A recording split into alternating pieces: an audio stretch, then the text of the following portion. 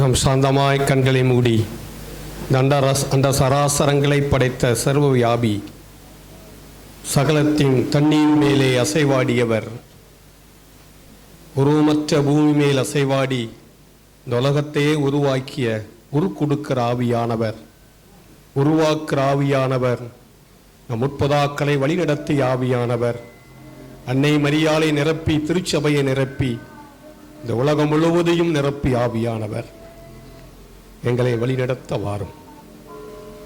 வந்திருக்கிற அத்தனை நிரப்பும், சிலரை புதுப்பிக்க வாரும், சிலருக்கு அதிகமான அனுபவத்தை கொடுக்க வாரும். அனுபவம் உள்ளவர்களை இன்னும் ஆழத்துக்குள்ளே எங்களை வழிநடத்தும், நெருப்பு அபிஷேகத்துள்ளே எங்களை வழிநடத்தும். எங்களை விட்டு நீங்காத பரிசுத்த ஆவியானவரே, எங்களை கைபிடித்து எங்களை வழிநடத்த எங்களை நாங்கள் விட்டு கொடுக்கிறோம். இன்னும் நாங்கள் உமது வல்லமையை உணர்ந்து கொள்ள விலக்கிரயமாக்குகிறோம், எங்களை அர்ப்பணிக்கிறோம். இந்த நேரத்தில் வந்து நீர் ஆசீர்வதிக்கும்படியாய் நாங்கள் விரும்பி அழைக்கிறோம். நல்ல போதகரே வாங்க, தூய ஆவியானவரே வாங்க, வெண்புறாவாய் ஆழ்த்தத்துவமாய் வருகிற திருத்துவ ஆவியானவரே எங்கள் மத்தியிலே அசைவாடுங்க. எங்களுடைய சொந்த ஆற்றலாலோ ஜபத்தாலோ திறமையினாலோ அல்ல, நாங்கள் திறமைசாலிகள் அல்ல. ஆனாலும் உம்முடைய இரக்கத்திலே நாங்கள் இந்த வல்லமையான ஊழியத்தை இரக்கத்திலே பெற்றிருக்கிறோம். உம்முடைய மகிமை எங்கள் மத்தியிலே வெளிப்படட்டும், இயேசுடைய நாமம் மகிமை அடையட்டும். இந்த இடம் முழுவதும் ஆட்கொள்வீராக, வந்திருக்கிற இதயங்களை ஆட்கொள்வீராக, உறவுகளை ஆட்கொள்வீராக. இந்த இடம் முழுவதும் பிரசனம் வானம் திறக்கப்பட்டு இருக்கட்டும். உம்முடைய மகிமையான ஆவியானவர், மகத்துவம் உள்ள ஆவியானவர், அசைவாடுகிற ஆவியானவர், கர்த்தரின் ஆவியானவர், உயிர்த்த கிறிஸ்துவின் ஆவியானவர் எங்கள் மத்தியிலே இறங்கி வருவீராக. நீ இருக்கிற இடத்தில் எங்களுக்கு விடுதலை உண்டு, எங்களை ஆசீர்வதியும். உடைய நாமம் மட்டும் மகிமை அடையட்டும். இயேசுவின் புனித நாமத்தில் நன்றியோடு ஜெபிக்கிறோம் பிதாவே, ஆமேன் ஆமேன். உங்க வலது கரத்தை உயர்த்தி நாம் பரிசுத்த ஆவியானவரை வரவேற்கிற விதமாக, அவர் நம்மளோடு தான் இருக்கிறார், இன்னும் நாம் அதிகமாய் உணர வேண்டும். அவர் நம்மளை வழி நடத்துகிறார், அது இன்னும் நாம் ஆழமாய் உணர வேண்டும். அவர் பரிசுத்தமாய் தூயவராக இருக்கிறார், நம்மளை தூயப்படுத்த இன்னும் நாம் அதிகமாய் உணரும்படியாய் அவரே வழிநடத்தும்படியா வலது கரத்தை உயர்த்தி கொஞ்ச நேரம் துதியுங்க. ஹல்லேலூயா ஹல்லேலூயா, சப்தமாய் துதியுங்க, குரலை எழுப்பி துதியுங்க, ஆமென் சொல்லி துதியுங்க. ஹல்லேலூயா, வெற்றி குரலாய் துதியுங்க. ஹல்லேலூயா ஹல்லேலூயா, சப்தமாய், எவ்வளவு சப்தமா இருக்கு அவ்வளவு சப்தமாய் துதியுங்க. தேவ மகிமை வெளிப்படட்டும். ஹல்லேலூயா ஹல்லேலூயா. நேச ஆவியானவரே, அன்பின் ஆவியானவரே, முத்திரையின் ஆவியானவரே, எல்லாம் அறிய வைக்கிற ஆவியானவரே எங்கள் மத்தியிலே இறங்கி வருவீராக. ஹல்லேலூயா ஹல்லேலூயா. கணுக்கால் அனுபவம் உள்ளவங்களுக்கு கணுக்கால் அனுபவத்திலிருந்து முழங்கால் அனுபவத்துக்கு வழி நடத்துவீராக. கணுக்கால் அனுபவம் இல்லாதவர்களை கணுக்கால் அனுபவத்துக்குள்ளே வழி நடத்துவீராக. இடுப்பு அனுபவத்திலே வழி நடத்துவீராக. ஆண்டவரே, எங்கள் ஈச்சல் அனுபவத்திலே வழி நடத்துவீராக. முங்குகிற அனுபவத்திலே எங்களை வழி நடத்துவீராக. நெருப்பாய் இறங்கி வருவீராக, தென்றலாய் இறங்கி வருவீராக. ஆமென் சொல்லுங்க, குரலை எழுப்பி சொல்லுங்க. ஹல்லேலூயா ஆமென் சொல்லுங்க, ஆமென் சொல்லுங்க. அன்பார்ந்தவர்களே, பெருமழை பெய்கிறது. நம்ம சீசன்ல பார்த்துருக்கோம், பெருமழை பெய்யும் போது எல்லாம் செழிப்பாகிவிடும். அது மிருக ஜீவனாயிருக்கலாம், ஆடு மாடாயிருக்கலாம், புற்பூண்டாயிருக்கலாம், எல்லாம் ஆசீர்வதிக்கப்படும். ஒன்னே ஒன்றுதான் செய்யணும், ஒரே ஒரு அனுபவம் தான். இந்த பூமி முழுவதும் செழுமையாகி விடுகிறது. இதே போல அன்பார்ந்தவர்களே, ஒரு பரிசுத்தாயுடைய அனுபவம் உங்கள்கிட்ட இருக்கும் என்றால், அந்த இருப்பதை நீங்கள் எப்போது உணர்வீர்கள் என்றால் நீங்கள் ஜெயம் எடுப்பீர்கள். எல்லாம் கை தட்டி சொல்லுங்க. நீங்க கை தட்டுறதுனால, ஜப கூட்டத்துக்கு வர்றதுனால, நீங்க ஜெபிக்கிறதுனால, இல்ல ஆன்மீகக்காரங்க ஈடுபடுறதுனால கிடையாது. நீங்கள் எப்போது இந்த பரிசுத்தாவின் அனுபவத்தை உணர்வீர்களோ அப்பதான் நீங்க ஜெயம் எடுப்பீங்க. அதை விட்டுட்டு போவர் அல்ல, அவர் நம்மளை கண்டினியூவா வழி நடத்துவார். அந்த மெல்லிய சத்தத்தை நீங்கள் கேட்க வேண்டும். இல்லைன்னா கொஞ்ச நாள் இங்க நிறைய பேர் ஆகும் போயிருவீங்க, கடவுள் விட்டு சில தூரமா போயிருவாங்க. சில பேர் கடவுளுக்கு விரோதமாக பேசப்பட்டுருவாங்க. சில பேருக்கு என்ன செய்யணும் தெரியாம போயிடுவாங்க. சில பேருக்கு குரங்கு புத்தி கூட வந்துடும். ஆனால் பரிசுத்த ஆவியோட அனுபவம் உங்களுக்கும் எனக்கும் ஒரு முத்திரை போல கிடைக்கும் என்றால் தொடர்ந்து நீங்கள் அவரை அவரோடு நீங்கள் அவர் சத்தத்தை கேட்டு நடந்தீங்கன்னா நீங்க ஜெயம் எடுப்பீங்க. ஆமென் சொல்லுங்க. நீங்க நல்லா இருப்பீங்க. ஹல்லேலூயா. அவர் உங்களை நிரப்புவது மாத்திரமல்ல, உங்களுக்கு எல்லா பாதையிலும் வழிகாட்டுவார். உங்க வீட்டு பிரச்சனை யார் மனுஷங்கிட்ட போய் பேச வேண்டாம். யாரும் நீங்க பேச வேண்டாம். நீங்க கோர்ட்டுக்கு போக வேண்டாம். நீ நாலு முக்கில நிக்க வேண்டாம். ஒருவேளை உங்க வீட்டுக்கார பிரச்சனையா இருக்கலாம், அல்ல வீட்டு சகோதரி பரிசுத்தம் நிறைஞ்சு இருக்குது. எங்கேயும் போய் பெரிய 1000 விண்ணப்பத்தை எழுதி குடும்பத்தை இதாக்கிடக்கூடாது. அவங்க வீட்டுக்கார குடியார என்ன மாதிரி 100 ஊழியர் தெரிஞ்சா அந்த வீட்டை என்ன நினைப்பாங்க சொல்லுங்க, சொல்லுங்களேன். வீடு பஞ்சராயிரும். ஆகுமா ஆகாதா? நானே என்ன நினைப்பேன், ஒரு வீடு குடியார வீடு தான் இதாங்க மனுஷன். ஆனால் ஒரு சகோதரி இல்ல ஒரு சகோதரன் பரிசுத்த ஆவியால் நிரப்பப்பட்டால் அவன் போய் யாருக்கிட்ட போய் அழுவானா? கடவுட்ட அழுவான். கை தட்டுங்க. இது ஒரு பிரச்சனை மாத்திரம் இல்ல, எல்லா பிரச்சனைக்கும் அவனுக்கு தெரியும் என்னை தொட்டு இருக்கிறாரு. நான் அவர்கிட்ட போய் தான் நிற்பேன். அவரோடு நான் பேசுவேன், அவரோடு ஜெபிப்பேன். அது நடக்காம போனாலும் பரவாயில்ல, நான் அவரை விட மாட்டேன். அப்பதான் நடக்கும். அல்லேலூயான்னு சொல்லுங்க. அப்ப என்ன செய்யும்? கடவுள் அவரை தொடுவார். அந்த கடைக்குட்டி ஆவிக்குரிய அனுபவத்தில் இருக்கிற கடைக்குட்டி பையனால, ஒரு மனைவினால, ஒரு ஞானமுள்ள பெண்ணால, ஒரு ஞானமுள்ள ஆணால, இல்ல நடுவுல பையனால, இல்ல ஊழியம் பண்றவங்களால தொடுவார். ஏன்னா கடவுள் உயிரோடு இருக்கிறார். ஆமென் சொல்லுங்க. தெய்வம் இன்றைக்கு உயிரோடு இருக்கிறார். ஆமென் சொல்லுங்க. நான் அப்படி இருக்க போய் தான் நான் இன்னைக்கு ஊழியம் பண்ணி கொண்டிருக்கிறேன். 39 வருஷம் எப்படி ஓடி வந்தனா இதான் காரணம், வேற எந்த காரணமும் கிடையாது. என்னை அபிஷேகம் பண்ண வழி நடத்தவங்க இப்படித்தான் வழி நடத்தினார்கள். அப்ப என் வீட்டுல பிரச்சனை இருக்கு, குழப்பம் இருக்கு, தேவைகள் இருக்கு, கஷ்டங்கள் இருக்கு, மரணங்கள் இருக்கிறது, எல்லாம் இருக்குது. ஆனா எனக்கு ஒண்ணு தெரிகிறது, நான் எப்போதும் கடவுள் முன்னால போய் ஆவியானவர் கூப்பிட்டுக்கிட்டே இருப்பேன். இது எனக்கு தெரிஞ்சது. அவர் சொல்லுவாரு, அவர் நம்மளை அபிஷேகம் செய்வது மாத்திரமல்ல, நம்மளை வழி நடத்துவார். எத்தனை பேர் உணர்றீங்க? இவங்க தான் இந்த அனுபவத்தில் இருக்கிறீங்கன்னு அர்த்தம். அல்லேலூயான்னு சொல்லுங்க. சத்தமா சொல்லுங்க. அல்லேலூயான்னு சொல்லுங்க. இந்த அனுபவம் தான் எனக்கும் உங்களுக்கு ஆளப்பட வேண்டும். என் கூட தொடங்கணும் நிறைய பேர் காணாமலும் போயிட்டாங்க. சில பேர் பரலோகத்துக்கும் போயிட்டாங்க, பரலோகம் போய் சேர்ந்துட்டாங்க. ஏன்னா ஒரு விஷயம் என்னன்னா, நீங்கள் நன்மதிப்பை இழக்க மாட்டீங்க. உங்க புள்ள கூட உங்களை எங்க அப்பா நல்ல அப்பா சொன்ன இப்படி சொல்லி பழகிட்டீங்கன்னா உங்க மேல யார் இருக்கிறா? உங்க கணவர் கூட மனைவியை பாராட்டுவாங்க, மனைவி கூட கணவரை பாராட்டுவாங்க. எப்பா எங்க கணவர் அப்படி இல்லை, என் வீட்டுக்காரர் அப்படி இல்லை. இதாங்க செய்தி. நான் வீட்டுல பஞ்சராய் இருந்து அப்படியே ஊழியம் பண்ணினேன் என்றால் நான் கூட மட்டும் உடசல் ஆயிருவேன், ஓட்ட பாத்திரம் ஆயிருவேன். அப்ப எல்லாரும் என் ஜெபத்தை என் மனைவிக்கு பிடிக்காது, என் ஜெபம் என் பையனுக்கு பிடிக்காது. ஆமா இவர் ஜெபம் தான் பண்ணுவாரு, வீட்டுல வேற மாதிரி பண்ணிக்கிட்டு இருப்பாரு. இதுதான் ஆவிக்குரிய உலகத்துல நாம் தெரிந்து கொள்ள வேண்டியது. ஒரு இறை அனுபவம் நமக்கு வேண்டும், அதை புதுப்பிக்க வேண்டும், அதுல தினந்தோறும் நடக்க வேண்டும். ஆமென் சொல்லுங்க. அல்லேலூயான்னு சொல்லுங்க. நான் வேற ஒரு ரகசியத்தை சொல்லல, இந்த பைபிள் சொல்லுகிற ரகசியத்தை சொல்லுகிறேன். நான் கடந்து வந்த பாதையை உங்களோடு என் வாழ்க்கையாக வைத்து பகிர்ந்து கொள்கிறேன். ஒருவேளை அந்த அனுபவம் எனக்கு கிடைக்கவில்லை என்றால் நானும் இந்த உலகத்தை இல்லாமலே போயிருப்பேன். என்னான்னு எனக்கு சொல்ல முடியாது. போயிருக்கலாம், போயிருப்பேன். ஆனா இந்த இறை அனுபவம் தான் நாம் ஒவ்வொருவரும் புதுப்பிக்கப்பட வேண்டும்.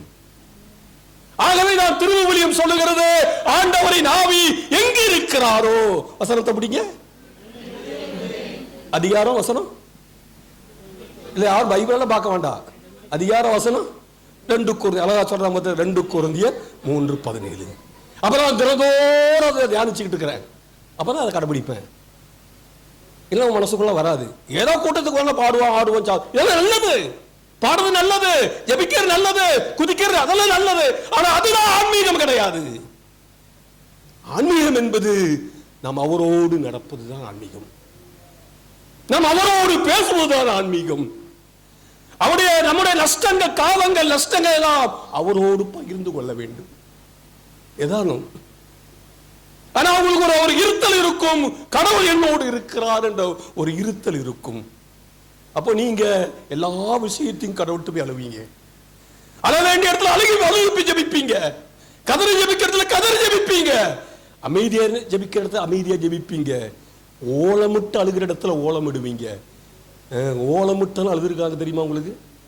தாவீது மாதிரி ஓலமிட்டு அழுது யாரு? இந்த அனுபவம் உள்ளவர்கள் தானே. கதறி ஜெபிச்சவங்க யாரு? இந்த அனுபவம் உள்ளவங்க தானே. உபவாசம் போட்டு ஜெபிச்சவங்க யாரு? இந்த அனுபவம் உள்ளவங்க தானே. செத்தாலும் ஜாகிறேன், நான் உமக்குத்தான் ஊழியம் செய்வேன் என்று சொன்ன நெருப்பு வச்சுக்கிட்டு சொல்லுவாங்க. உனக்கு கொண்டு மிரட்டி சொல்லுவாங்க. இந்த நேரத்திலும் என் தேவன் என்னை தப்பிவிக்க வல்லவராயிருக்கிறார். அப்படியே இல்லாமல் போனாலும் நான் வழிபட மாட்டேன்.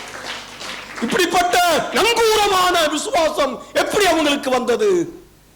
கத்தி முனையிலும் மிருகங்கள் மத்தியிலும் எப்படி இந்த அனுபவம் வந்தது? நம்மள மாதிரி சாதாரண ஆட்கள் தானே. ஆனால் அவர்கள் ஒரே ஒரு அனுபவத்தை நமக்கு சொல்லிக் கொடுக்கிறார்கள். இறை அனுபவத்தை நிலைத்து இருக்கிறது. ஆமென் சொல்லுங்க, அல்லேலூயா சொல்லுங்க, குரல் எழுப்பி சொல்லுங்க, அல்லேலூயா. பேசுகிற நீங்க என்னை மறந்துருங்க. நான் சொல்லுகிற வார்த்தை என்னை அபிஷேகம் செய்கிறது, உங்களையும் அபிஷேகம் செய்கிறது. அல்லேலூயா சொல்லுங்க. நீங்க அபிஷேகம் செய்கிறது இருக்கிறீங்களா இல்லையா உங்க வீட்டுல வந்து பார்த்தா தெரிஞ்சிடும். நீங்க நல்ல ஆளுதான், நல்லதான் பயணம் செய்றீங்க. உங்க வீட்டுல வந்து நான் என்னுடைய ஊழிய பாதை 1,00,000 வீட்டை சந்திச்சிருக்கிறேன். ஆண்டவர் சந்திக்க வைத்திருக்கிறார். 1,00,000 வீடு இந்தியா முழுவதும், ஆசியா கண்டம் முழுவதும், இலங்கை பிரதேசம் முழுவதும். இந்த புதுவாழ்வுடைய பயணத்துல நான் கிட்டத்தட்ட 1,00,000 வீடுகளை சந்திக்க ஆண்டவர் உதவி செய்திருக்கிறார். ஆமென் சொல்லுங்க, அல்லேலூயா சொல்லுங்க. அப்படின்னா ஆண்டவருடைய ஊழியர்கள். அப்ப எல்லா வீட்டிலும் என்னென்ன நடக்குது எனக்கு என்னுடைய அனுபவத்தில் நிறைய சொல்லுவேன். இதுக்கெல்லாம் நம்மளை வழிநடத்துவதற்கு காரணம் பரிசுத்தாவின் அனுபவம் தான். ஆமென் சொல்லுங்க, அல்லேலூயா சொல்லுங்க, குரல் எழுப்பி சொல்லுங்க, அல்லேலூயா, ஆமென் சொல்லுங்க. நான் என்னுடைய அனுபவத்தை சொல்லி நான் தேவ செய்திக்குள்ளே கடந்து போக போகிறேன். உங்களுக்கு எப்படி இந்த அனுபவம் கிடைத்தது? நான் கழுகு மலையிலே இந்த அனுபவத்தை பெற்றுக்கொண்டேன். 19 வயசு 20 வயசுல நான் ஊட்டியிலே பறந்து வளர்ந்தவன். எனக்கு கொஞ்சம் மலையாளம் தெரியும், கொஞ்சம் கன்னடமும் தெரியும். சுல்தான் பத்தேரி பக்கத்தில் பறந்தவன், கொஞ்சம் அப்படி கலவையாய் பறந்து வளர்ந்தவன். எங்க அப்பா ஒரு எளிய உபதேசியார் குடும்பத்தில் பறந்தவன் தான். நானும் அங்கே சேசபை குருக்களுக்கு சின்ன வயசுலேயே, குட்டி வயசு 1ஆம் கிளாஸ் 2ஆம் கிளாஸ் படிக்கும், 3ஆம் கிளாஸ் 5ஆம் கிளாஸ் படிக்கும் போதெல்லாம் உதவி செய்வேன். இதான் எங்களுடைய வாழ்க்கை. ஒரு 10th முடிச்சதும் என்னுடைய வாழ்க்கை பஞ்சராகி விட்டது. எல்லாரும் மாதிரி எங்க வீட்டில் நான் தான் ரொம்ப மோசமாகி விட்டேன்.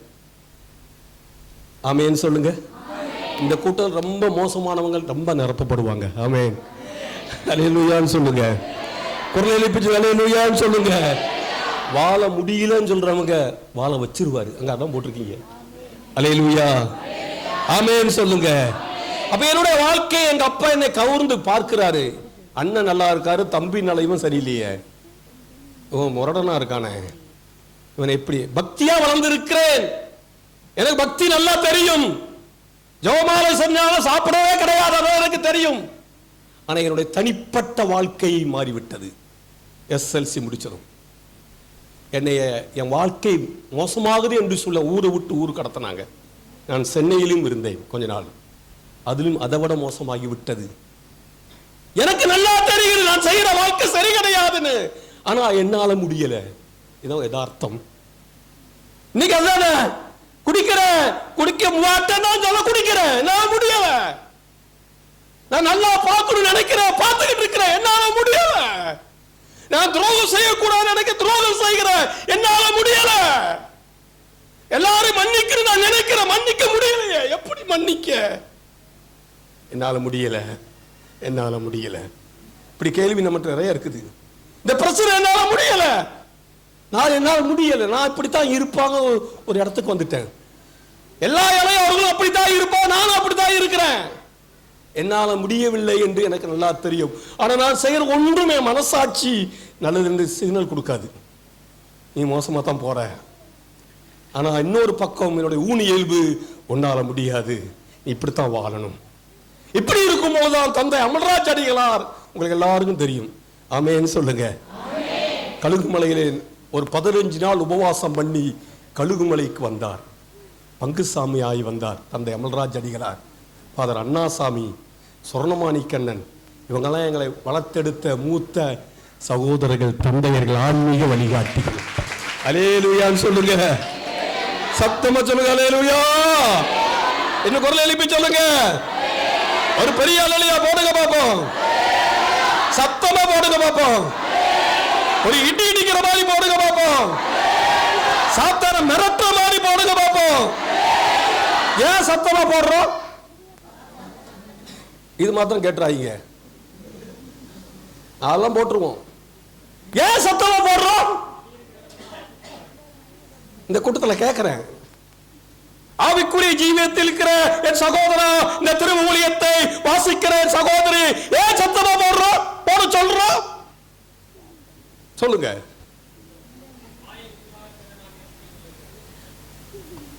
இங்க முன்னால் இருக்கிறவங்க சொல்லுங்க. என் கூட இருக்க வந்த சகோதரர் என்னை பத்தி பேசுறாரு, என் ஃப்ரெண்டு பேசுறாரு, ஆமென் சொல்லுங்க. அப்ப பரலோகத்துல ஏன் சத்தமா போடுறாங்க? நல்லா கேட்டு வச்சுக்கோங்க. நல்ல ஒரு விஷயத்தை ஃபார்முலா இல்லாம கணக்கு பாட போடக்கூடாது, அது சரி கிடையாது. அப்ப சத்தமா போடுறவங்க ஏன் சத்தமா போடுறது தெரியாம போடக்கூடாது. அது பாட்டுக்காரங்க, ஊழியக்காரங்க நல்லா சொல்லி கொடுக்கணும், இல்ல நாம பைபிள் படிச்சு தெரிஞ்சு வச்சிருக்கணும். ஆமென் அல்லேலூயான்னு சொல்லுங்க. ஏன் பரிசுத்தாவின் வல்லமை சத்தமா வந்தது? சும்மா வந்திருக்கலாம்ல. இரைச்சலோடும் இடி இடிக்க மின்னல் வெட்ட உலகமே திரும்பி பார்க்கும் அளவிற்கு இரைச்சலோடு அக்கினி வடிவத்தில் வருகிறது. அதுவும் அப்படிதான் வருது. நல்லா ஒரு 3 விஷயத்தை சொல்லி கொடுத்துட்டேன். பரலோகத்தில் தேவதூதர்கள் ரொம்ப சத்தமா எக்காலம் போல கடவுளை புகழ்கிறார்கள். சும்மா முழுமுழுன்னு புகழல, ஏதோ ஒண்ணு புகழல, குருட்டு வாக்கல புகழல, அவங்களும் சத்தமா புகழ்றாங்க. அப்போ அவர் வல்லமை சத்தமா வருது. அந்த பகுதியை ஒரு பகுதியை வாசிப்பாங்க, கவனமாய் கேளுங்க. பல கோடி தூதர்கள் இப்போ என்ன செஞ்சுக்கிட்டு இருக்கான்னு பைபிள் எழுதி இருக்கிறது. வெளிப்பாட்டு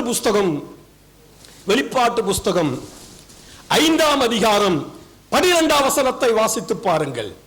5:12.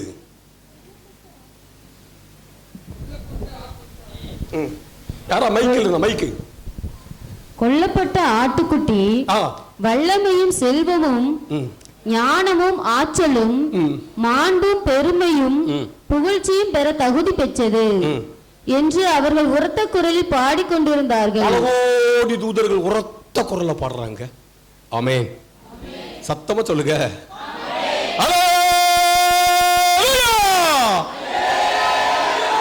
வெறும் கத்தி பாடுறீங்கன்னா உங்க கத்தல் ஆகாபின் பேயல்சபுடைய கத்தலா மாறிடும்.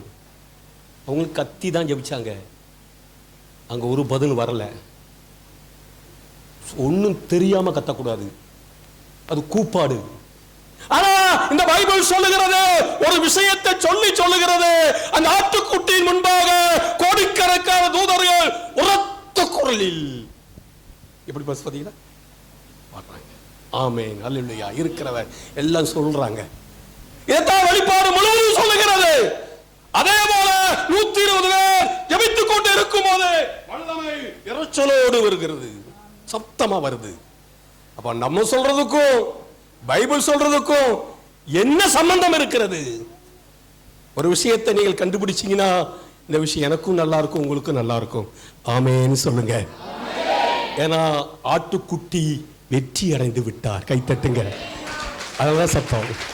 இது வெற்றியின் குரல். கைத்தட்டுங்க, ஓங்கி கைத்தட்டுங்க, சத்தமா கைத்தட்டுங்க.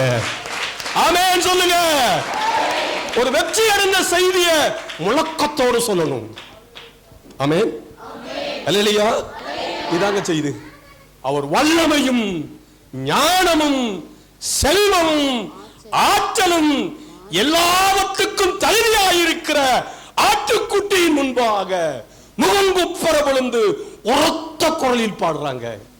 ஏன்னா அது வெற்றி குரல். அல்லேலூயா. நீங்க உங்களை பார்த்து என் வியாதி போயிரும் சொல்லி பாருங்க. இதை நினைச்சு வியாதி போயிரும். கைத்தட்டுங்க. பேய் அதட்டி பாருங்க, பேய் போயிரும். நோய் அதட்டி பாருங்க, நோய் போயிரும். பிரச்சனை அதட்டி பாருங்க, பிரச்சனை போயிரும். அல்லேலூயா. அவர் சொல்றவங்க என்ன வச்சு சொல்றதுதான் முக்கியம். அப்ப உங்க சிந்தனையே மாறிவிடும். நடக்க முடியாதவங்க நான் சுகமாயிருவேன். ஆட்டுக்குட்டியினால ஜெயிச்ச ஆட்டுக்குட்டியினால இயேசுடைய ரத்தத்தினால கல்லறையில் வெளியே வந்த இயேசுடைய வல்லமையினால நான் நல்லா இருப்பேன். ஆமென் சொல்லி பாருங்க, நீங்க சுகமாயிருவீங்க. அல்லேலூயான்னு சொல்லுங்க, சத்தமா சொல்லுங்க. இதாங்க செய்தி. ஆனா அந்த வல்லமையை கூட அந்த இறைச்சி வலிமையோடு வர அடையாளமாக சத்தமா வருது. இதான் அபிஷேகம். ஏன் அந்த அடையாளம், ஏன் இந்த சத்தம்? இதான் காரணம். ஒருத்தன் ஜெயிச்சத முணுமுன்னு சொல்ல மாட்டாங்க. என்ன ஒரு ஒலிம்பிக்ல 100 கிலோமீட்டர் ஓடுறவனை ஜெயிச்சவனை எப்படி அறிவிக்கிறாங்க? உசாயின் போல்ட் முன்னால வந்து எத்தனை கேமரா, எத்தனை அறிவிப்பு, பல கோடி மக்கள் ஆடுறான், குதிக்கிறான், சாடுறான், பல்ட்டி அடிக்கிறான். ஏன் அப்படி செய்யறாங்க? முணுமுன்னு சொல்லலாம்ல, தோல்வி முகத்துல சொல்லாம. ஆமா ஏதோ வந்து ஜெயிச்சுட்டா அந்த வாங்கிட்டு போ. எப்படி இருக்குது கேட்க? அப்படி என்றால் ஒரு சாதாரண விஷயத்துக்கு என்னென்னலாம் செய்யறோம்னா, உலகத்தை ஜெயிச்ச ஆட்டுக்குட்டியுடைய மக்கள் நீங்கள். அல்லேலூயான்னு சொல்லுங்க. நீங்க வெற்றி பெற்றவங்க. அல்லேலூயான்னு சொல்லுங்க. நீங்க ஜெயம் எடுத்துவீங்க. அல்லேலூயான்னு சொல்லுங்க. அபிஷேகம் உங்க மேல் இறங்கி வர. அல்லேலூயான்னு சொல்லுங்க. ஆமென் சொல்லுங்க. அப்ப உங்க ஃபார்முலா என்ன? கல்வாரி வல்லமையை, கர்த்தருடைய வல்லமையை, இயேசுடைய இரத்தத்தை, அவர் மரித்து உயிர்த்த வல்லமையை நீங்க அப்பியாசம் பண்ணி ஏசப்பான்னு கூப்பிடுவீங்க. அப்ப வல்லமாரி வரும். தாங்க ஃபார்முலா. அப்ப பாடுறதுல வித்தியாசம் இருக்குது, ஜெபிக்கையில வித்தியாசம் இருக்குது. உங்க மேல யாரும் ஒண்ணும் செய்ய முடியாது. ஆமென் சொல்லுங்க. அல்லேலூயா சொல்லுங்க. இப்ப நீங்களே சொன்ன அபிஷேகத்தை பெற்று உங்க வியாதி நீங்களே கடிந்து கொள்வீர்கள். இயேசு என்ன சொன்னாரு? பிசாசை துரத்துவீர்கள். பக்கத்துல பார்த்து சொல்லுங்க, பிசாசை துரத்துவீங்க சொல்லுங்க. இப்ப நான் துரத்தப்பட நாயுமா, நான் தான் ஓடிக்கிட்டு இருக்கேன். ஆனா நேரம் வந்துருச்சுன்னா நீங்கள் பிசாசை துரத்துவீர்கள். அல்லேலூயான்னு சொல்லுங்க. சத்தமா சொல்லுங்க. அல்லேலூயா. சில பேருக்கு மாமிச பிசாசை துரத்தணும். மாமிசம் பிண்டம் பிசாசு போக மாட்டுக்கு, இச்சை பிசாசு போக மாட்டுக்கு, பெருமை பிசாசு போக மாட்டுக்கு, அந்தகார பிசாசு போக மாட்டுக்கு. இதை நீங்க தான் விரட்டணும். நீங்க விரட்டினா போயிடும். இயேசு அதைத்தான் சொன்னாரு, பிசாசை துரத்துவீர்கள். அல்லேலூயா. அடிமட்ட விசுவாசியும் பரிசுத்தமாய் வாழ முடியும். ஆமென் சொல்லுங்க. அல்லேலூயான்னு சொல்லுங்க. அல்லேலூயா. நான் சொன்ன நீங்களே பிராக்டிக்கல் பண்ணி பாருங்க, உங்களுக்கு அற்புதம் நடக்கும். இது இன்னைக்கு மாத்திரமல்ல, வாழ்நாள்ல அற்புதம் நடக்கும். தினந்தோறும் அற்புதம் நடக்கும். உங்க வீட்டில் அற்புதம் நடக்கும். உங்க சிந்தனைகள் மாறும், உங்க பேச்சு மாறும், உங்க ஜெபம் மாறும், உங்களுடைய தேவ சமூகத்தில் நீங்கள் ஆண்டவரை புகழ விதமே மாறும். ஏன்னா உங்களுக்கு தெரியும், உங்களை மேல் வந்திருக்கிற பரிசுத்த ஆவியானவர், உயிர்த்த கிறிஸ்துவின் ஆவியானவர் ஜெயம் எடுத்தவர் என்று. அல்லேலூயான்னு சொல்லுங்க. அல்லேலூயான்னு சொல்லுங்க. நீ அவரே தான் பார்த்துக்கிட்டு இருப்பீங்க, அவரே தான் பேசுவீங்க. என் அன்பா இருந்த ஒரு முகாமில், ஒரு வாலிபர் முகாமிலே நான் போனேன்.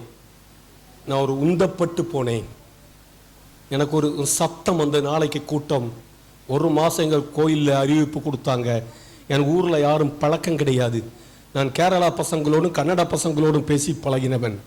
எனக்கு பழக்கம் கிடையாது. சாமி எந்த சாமியும் தெரியாது. நான் பார்த்து பழன வேற மாதிரி சாமிமார்கள்.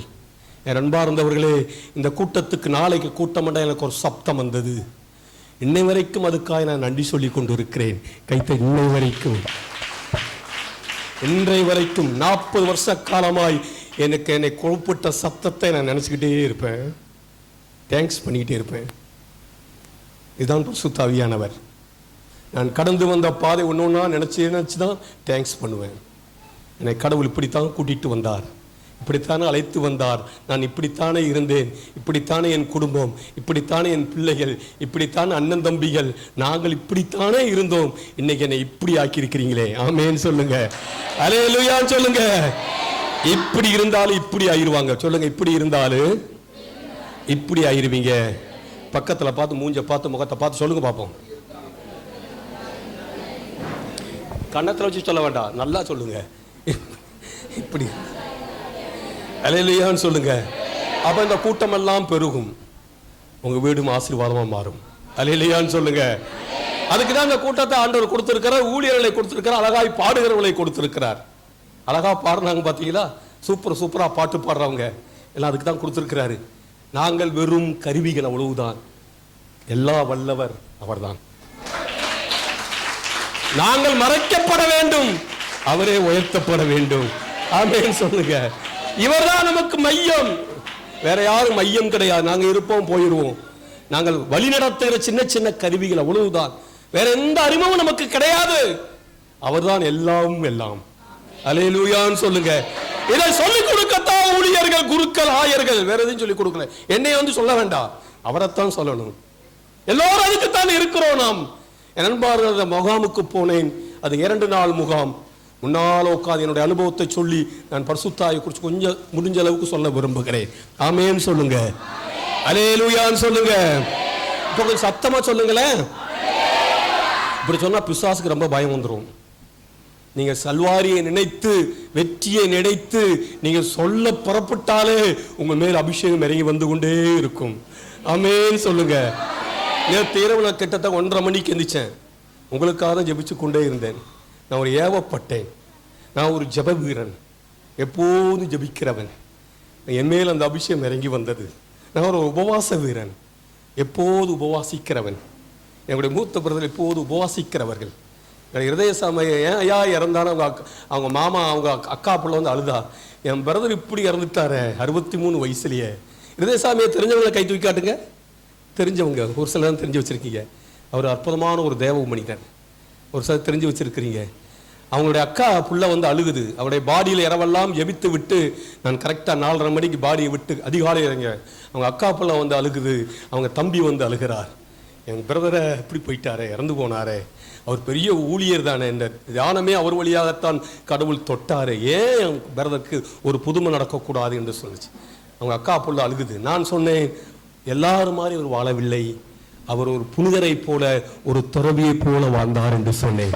ஆமென் சொல்லுங்க, அல்லேலூயான்னு சொல்லுங்க. அவர் கிட்டத்தட்ட 28 வருஷம் சாப்பிட மாட்டாரு, காலை சாப்பாடு சாப்பிட மாட்டாரு. ஒரு நாளைக்கு ஒரு ஆள் காலை சாப்பாடு சாப்பிடலன்னா ஒரு நாள் சாப்பிடாத மாதிரி ஆயிரும். வராது இந்த கூட்டத்தில் காலை சாப்பாடு சாப்பிடாம இஷ்டத்தை சாப்பிட்டு ஏன் வியாதி ஆயிடுவீங்க. காலை சாப்பாடு ராஜா சாப்பாடாக சாப்பிடணும், மத்தியான சாப்பாடு மந்திரி சாப்பாடாக சாப்பிடணும், சாயந்தர சாப்பாடு வேலைக்கார சாப்பாடாக சாப்பிடணும். எல்லாம் பார்த்து சொல்லுங்க பார்ப்போம். காலை சாப்பாடு நல்லா சொல்லுங்க சத்தம், காலை சாப்பாடு ராஜா சாப்பாடாக சாப்பிடணும். நம்ம அப்படியா சாப்பிட்றோம்? மத்தியான சாப்பாடு மந்திரி சாப்பாடாக சாப்பிடணும், நைட் சாப்பாடு வேலைக்காரா. இது நம்ம முன்னோர்கள் சொல்லி கொடுத்துருக்குறாங்க. நீங்கள் காலையில் சாப்பிடன்னு சொன்னால் உங்களுக்கு ஆயுசு தானாவே கட்டையாயிரும். காலையில் ஒரு ஆள் சாப்பிடலாம், ஒரு கிட்டத்தட்ட ஒரு நாள் சாப்பிடாத மாதிரி. இதுதான் விஞ்ஞானம், இதுதான் நம்முடைய முன்னோர்கள். நான் அவரை பார்த்து சொன்னேன், அவங்க அக்கா பிள்ளைய பார்த்து சொன்னேன், உங்கள் பிரதர் அதிகாலை சாப்பிடவே மாட்டார், உங்களுக்கு தெரியுமா? எனக்கு தெரியும். 28 வருஷமாய் சாப்பிடாதவர். ஏதோ பழத்தை வாங்கி சாப்பிட்டு ஒரு டீயை சாப்பிட்டு போயிட்டு அவர் போயிட்டே இருப்பார். அவர் ஒரு துறவி போல வாழ்ந்து விட்டார். ஆகவே தான் கடவுள் அவரை பரலோகத்துக்கு எடுத்துக்கொண்டார். ஆமென் சொல்லுங்க, அல்லேலூயான்னு சொல்லுங்க. பாருங்க அன்பான, ஒரு இறை அனுபவம் நமக்கு வேண்டும். நான் போன ஒரு இறை அனுபவத்துக்காய் என் அடி மனசுல இந்த தப்பு செய்யக்கூடாது நினைக்கிறேன். அந்த கூட்டத்துக்கு என்னை உந்தி தள்ளி கூட்டிட்டு போனாரு. நான் சுருக்கமாக வருகிறேன்.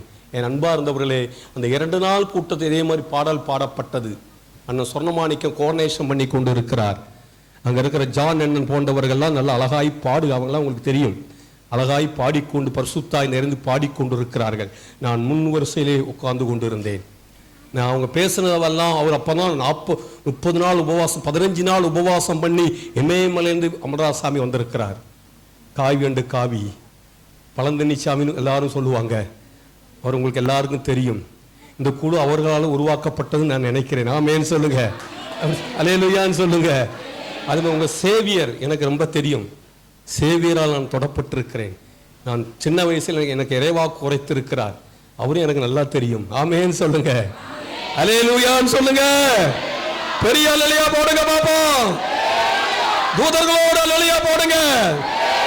அன்னை மரியாரோட அல்லேலூயா போடுங்க. எல்லா சீராமேன்களோட அல்லேலூயா போடுங்க. அல்லேலூயா. உங்களுடைய வல்லமை இறங்கி வருவதாக. ஆமென் சொல்லுங்க. அவருடைய வல்லமை இறங்கி வரும்.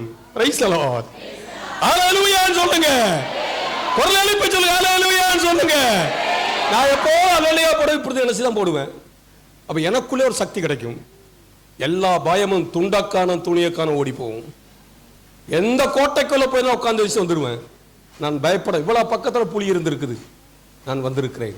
துப்பாக்கி முனையில் நான் தப்பிக்கப்பட்டிருக்கிறேன். இப்படிதான் சுடணும். இலங்கையிலே பணியாற்றும் போது துப்பாக்கி முனையில நான் தப்பிச்சிருக்கிறேன். கத்தி முனையில நான் தப்பிச்சிருக்கிறேன். நாய்கிட்ட நான் தப்பிச்சிருக்கிறேன். கொள்ளை நோயில நான் தப்பிச்சிருக்கிறேன். எனக்கு கொரோனா வந்தது, கொரோனாலே நான் தப்பிச்சிருக்கிறேன். கைத்தட்டுங்க. நான் எப்பவுமே போக வேண்டியது தெரியுமா? இவ்வளவு பக்கத்தில் நான் புலியை பார்த்திருக்கிறேன். புலியை பார்த்து தப்பிச்சிருக்கிறேன். தானியேலை போல அந்த சிங்க அந்த டைகரை கூட ஆண்டவர் கட்டி போட்டிருக்கிறார். அல்லேலூயான்னு சொல்லுங்க. இரவு நேரம் 11 மணி இருக்கும். காட்டுக்குள்ள பணியாற்ற மினிஸ்ட்ரி முடிச்சு வெளியே வந்து ஒரு 10 நிமிஷம் கூடிய புலி பக்கத்தில் நிக்குது. என்னை ஆண்டவர் காப்பாற்றி இருக்கிறார். பல இடங்களில் என்னை ஆண்டவர் காப்பாற்றி இருக்கிற காரணம் அவருடைய மகிமை எம்மேல் இருப்பதும் எப்போதும் உணர்வேன். எப்போதும் ஜெபம் பண்ணுவேன். ஆமென் சொல்லுங்க, அல்லேலூயான்னு சொல்லுங்க. நான் எப்போதும் இந்த இறை அனுபவத்தை தான் நான் முக்கியத்துவம் கொடுப்பேன். அங்க 2 நாளுக்கு எனக்கு இறை அனுபவத்துக்கு அவங்க செஞ்சது, நல்ல பாடினார்கள், ஆர்வமாய் ஈடுபட்டார்கள். நான் ரொம்ப ஆர்வமாய் ஈடுபட்டேன். உங்க மேல் பரிசுத்தாய் வல்லமை இருக்குது என்பதற்கு ஒரு அடையாளம் ஆர்வமாக இருக்கணும். கொட்டாய் விட்டு உட்கார்ந்துட்டு கூடாது. 10 வருஷம் ஆயிரும், ஒண்ணுமே கிடைக்காது. ஆர்வமாக இருக்கணும். ஆமென் சொல்லுங்க. ஆர்வமான பையங்களையும் பிள்ளைகளும் பாருங்க, நல்லா படிப்பாங்க, கேட்டு தெரிஞ்சுக்குவாங்க. ஆர்வம் இல்லை என்ற உருட்டி விட்டா கூட நமக்கு கிடைக்காது. இதெல்லாம் ஆர்வத்தில் இருக்கு. ஆர்வமாக இருக்கணும். நான் ரொம்ப ஆர்வமா இருந்தேன். ஆண்டவரை சொல்லும் போது ரொம்ப ஆர்வம் தேவை. தாவீதை போல ஆர்வம் தேவை. முணுமுணு வரக்கூடாது. அது நம்முடைய பார்வையில வெளிப்படுத்தும், நம்முடைய செயல்பாட்டை வெளிப்படுத்தும். இங்க 10 மணிக்கு நீங்க வரணும்னு சொன்னா நீங்க 9:30க்கே வந்துருவீங்க. ஏன்னா உங்க ஆர்வம். நீங்க காலையில் 5 மணிக்கு எந்திரிக்க கடவுள் முன்னால் நிக்க வேண்டும் சொன்னா நீங்க 4:30க்கே எந்திரிச்சிருவீங்க. ஆர்வம். ஆண்டவருடைய வார்த்தை இந்த வருஷத்துல இப்படித்தான் படிக்கிறேன்னு சொன்னா நீங்க எல்லாத்திலும் முந்துவீங்க. ஆன்மீகம் கூடும், உலகம் உங்களை விட்டு மறையும். ஆமென் சொல்லுங்க. எங்க ஒரு மனுஷனுக்குள்ள ஆன்மீகம் கூடுகிறதோ அங்கே தேவ ஆவியானவர் அசைவாடுவார். அல்லேலூயான்னு சொல்லுங்க. எங்கே உலகம் பெறுகிறதோ நீங்கள் அப்படியே சுருங்கி போவீங்க, பின்மாறி போவீங்க. பரிசுத்த ஆவியானவர் ஆர்வமானவர் மேலேதான் வேகமா அசைவாடுறாரு. அது உங்களுடைய இதயத்தை பொறுத்து இருக்கிறது, உங்களுடைய வாழ்க்கையை பொறுத்து இருக்கிறது, உங்களுடைய தேர்தலை பொறுத்து இருக்கிறது. தட்டி தடவியாதவரை கண்டுபிடிங்களே. பாருங்க ஆர்வத்தை எப்படி வெளிப்படுத்துறாரு பாருங்க. தட்டி தடவியாவது கடவுளை தேடுங்க, அவர் உங்களுக்கு அகப்படுவார். ஆமென் சொல்லுங்க. அந்த முகாமில் நான் ஆர்வமாக இருந்தேன். ரொம்ப ஆர்வம் ஜாஸ்தி. இளமை காலம் அது. அந்த ஆர்வத்தில் இறைவார்த்தையை கேட்டேன். பாட சொன்னான், பாடினேன், ஜெபிக்க சொன்னான், ஜெபிச்சாங்க. அந்த கொடுத்த செய்தி இன்னைக்கு என் மனசில் இருக்குங்க. 1987 யாரெல்லாம் செய்தி கொடுத்தாங்க, யாரெல்லாம் என்னென்ன பாட்டு பாடினாங்க, அந்த ஸ்டிக்கரே என் கையில் வச்சிருக்கேங்க. இதாங்க என்னுடைய முதல் அனுபவம். நீங்க எத்தனை கூட்டத்துக்கு வந்திருக்கீங்க, அந்த கூட்டத்தை பத்தி உங்களுக்கு தெரியுமா? யோசிக்க விடுறேன். எத்தனை கூட்டத்தை போய் ஜெபிக்கிறீங்க, அந்த கூட்டத்தில் பாடின பாட்டு உங்களுக்கு தெரியுமா? எத்தனை கூட்டத்தை செய்தி கேட்டிருக்கீங்க, அந்த செய்தி உங்களுக்கு தெரியுமா? இதிலே நீங்களே கணக்கு போட்டுக்கலாம். இல்லை, ஏதோ சாமியார் கை வச்சு அற்புதம் நடக்கும், ஊழியர்கள் கை, இப்படியே நடக்கூடாது. நமக்கும் கடவுளுக்கும் ரொம்ப பந்தம் இருக்கிறது. ஆமென் சொல்லுங்க, அல்லேலூயா சொல்லுங்க. மனிதனை குறித்து யாரும் அவருக்கு சொல்ல வேண்டாம், அவருக்கு தெரியும். ஆர்வமாக இருந்தேன். நீங்கள் ஆர்வமாக தேடுங்க. நீங்க தேடுறீங்க, இன்னும் ஆர்வமாய் தேடுங்க. கை தட்டுங்க. நீங்க தேடுறீங்க, நீங்க நல்ல ஆளுதான், இன்னும் நல்ல ஆளா மாறுங்க. அல்லேலூயா. சத்தமா சொல்லுங்க, அல்லேலூயா. குரல் எழுப்பி சொல்லுங்க, அல்லேலூயா. நீங்க நல்ல ஆளுதான், இன்னும் கொஞ்சம் நல்ல ஆளா மாறுங்க. பக்கத்துல என்னை பார்த்து சொல்லுங்க, நீங்க ரொம்ப நல்ல ஆளுதான், இன்னும் ரொம்ப ரொம்ப நல்ல ஆளா மாறுங்க. நல்ல பக்கத்துல பாரு, ரொம்ப ரொம்ப நல்ல ஆளா மாறுங்க. உங்களை யாரும் மட்டமாகன்னு சொல்லல, சொல்லு, உங்களை யாரும் மட்டமாக சொல்லல, இன்னும் ஆழத்துக்குள்ள வாங்க. ஆமென் சொல்லுங்க, அல்லேலூயான்னு சொல்லுங்க. ஆர்வம் நமக்கு தேவை. ஏன் வேகமா சொல்றேன்னா, எனக்கு அந்த ஆர்வம் இருந்தது, அந்த உணர்வு என்கிட்ட இருந்தது. அப்ப நான் ஆர்வத்தோடு கலந்து கொண்டு நல்ல ஒரு பாவரிக்கை செய்தேன். பாவத்தோடு இருந்து எந்த அனுபவம் கிடைக்காது, உலகத்தோடு இருந்து எந்த அனுபவம் கிடைக்காது. ஏதோ நனைஞ்சிட்டு போறீங்க, அவ்வளவுதான், லேசா ஒரு துளி மாதிரி வரும். நல்ல ஒரு பாவரிக்கை செய்தேன். ஆமென், அல்லேலூயான்னு சொல்லுங்க. இது சிலருக்கு புதுப்பித்தலா இருக்கலாம், சில பேருக்கு ஆழமா போவதாக இருக்கலாம், சில பேருக்கு தொடக்கமாக இருக்கலாம். அது உங்க அனுபவத்தை பொறுத்து இருக்கிறது.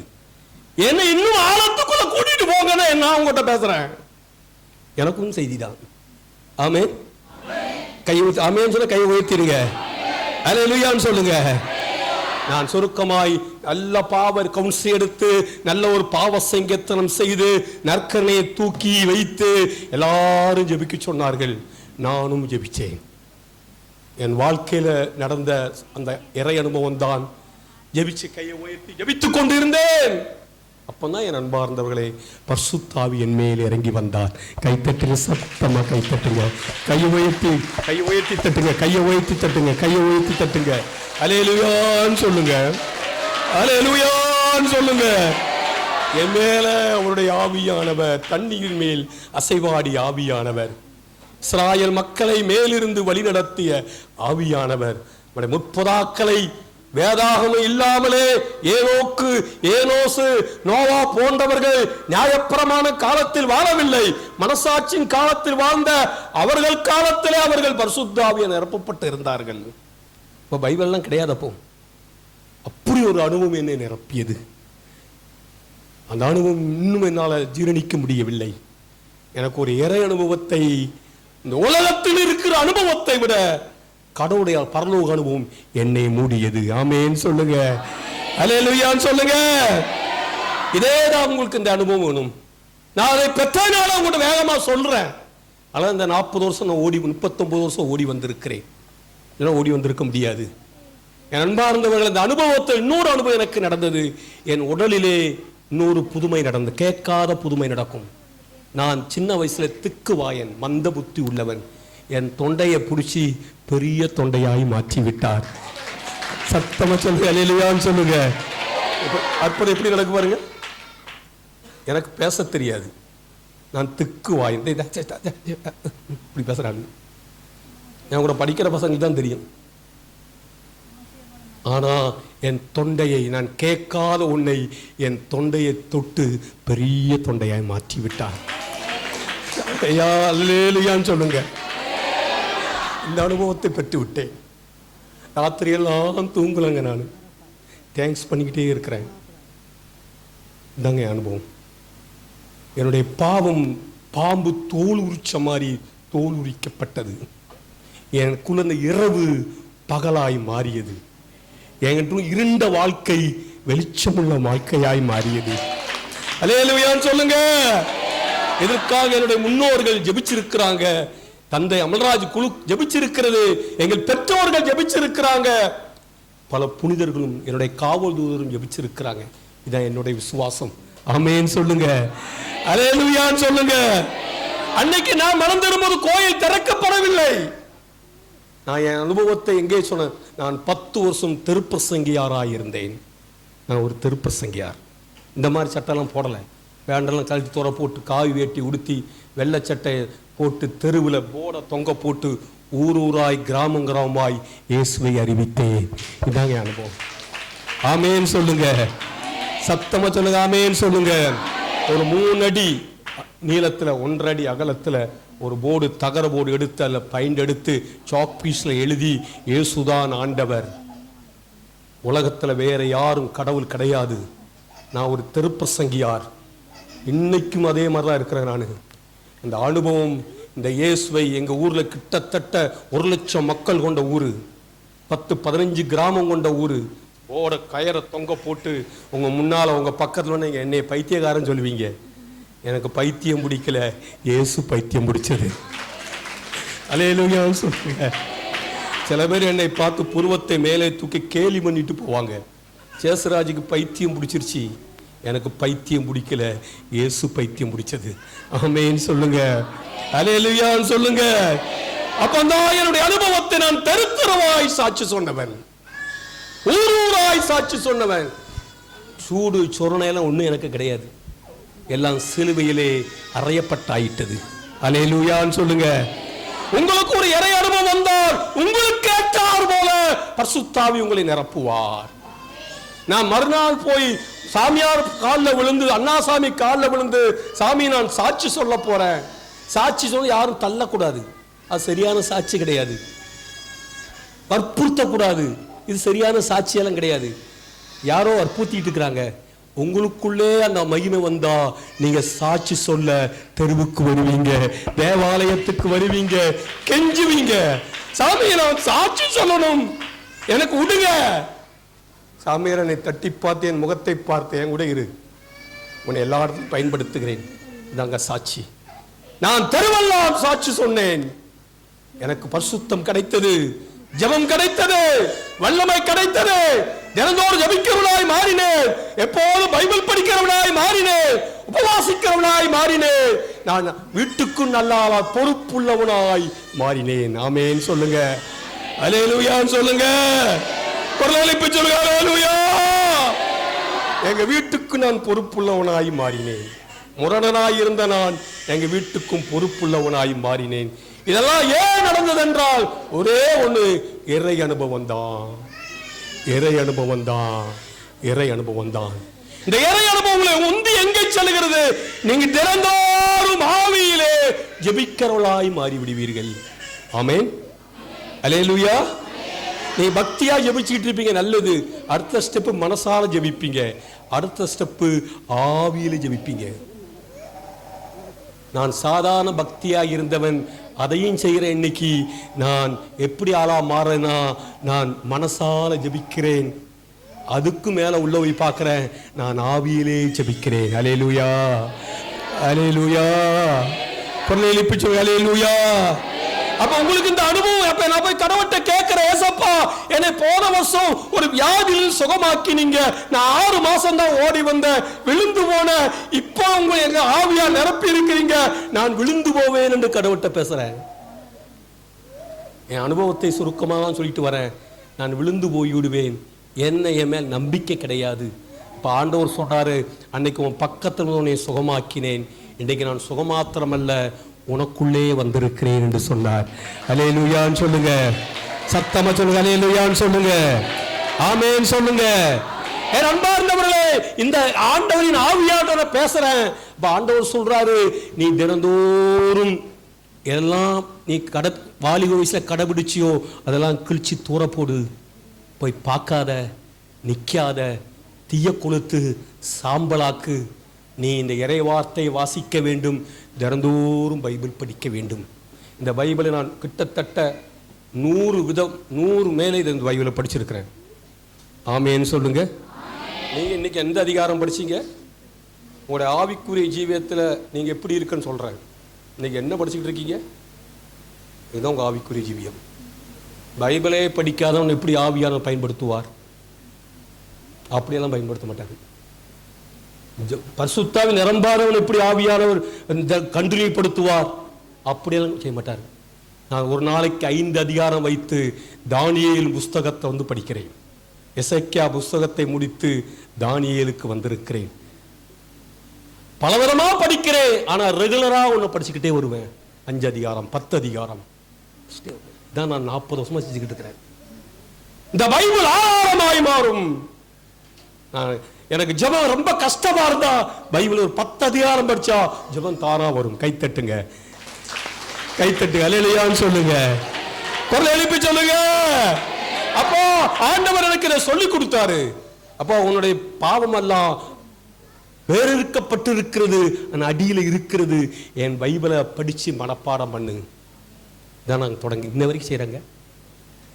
இன்னைக்கு நீங்க குடும்பத்தை போய் பார்த்தீங்கன்னா எங்க குடும்பத்தில் 4 பேர் சாமியார் ஆயிட்டாங்க. கைத்தட்டுங்க, பெருசா கைத்தட்டுங்க. ஆனா நான் தொடங்கும் போது யாரும் இல்லை.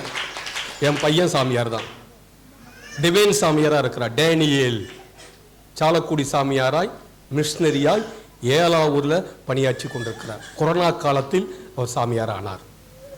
என் சித்தப்பா பையன் சாமியார் ஆனார், இந்த குழு வழியா மேல உள்ளவனார். என் தங்கச்சி சிஸ்டர் ஆமானான்.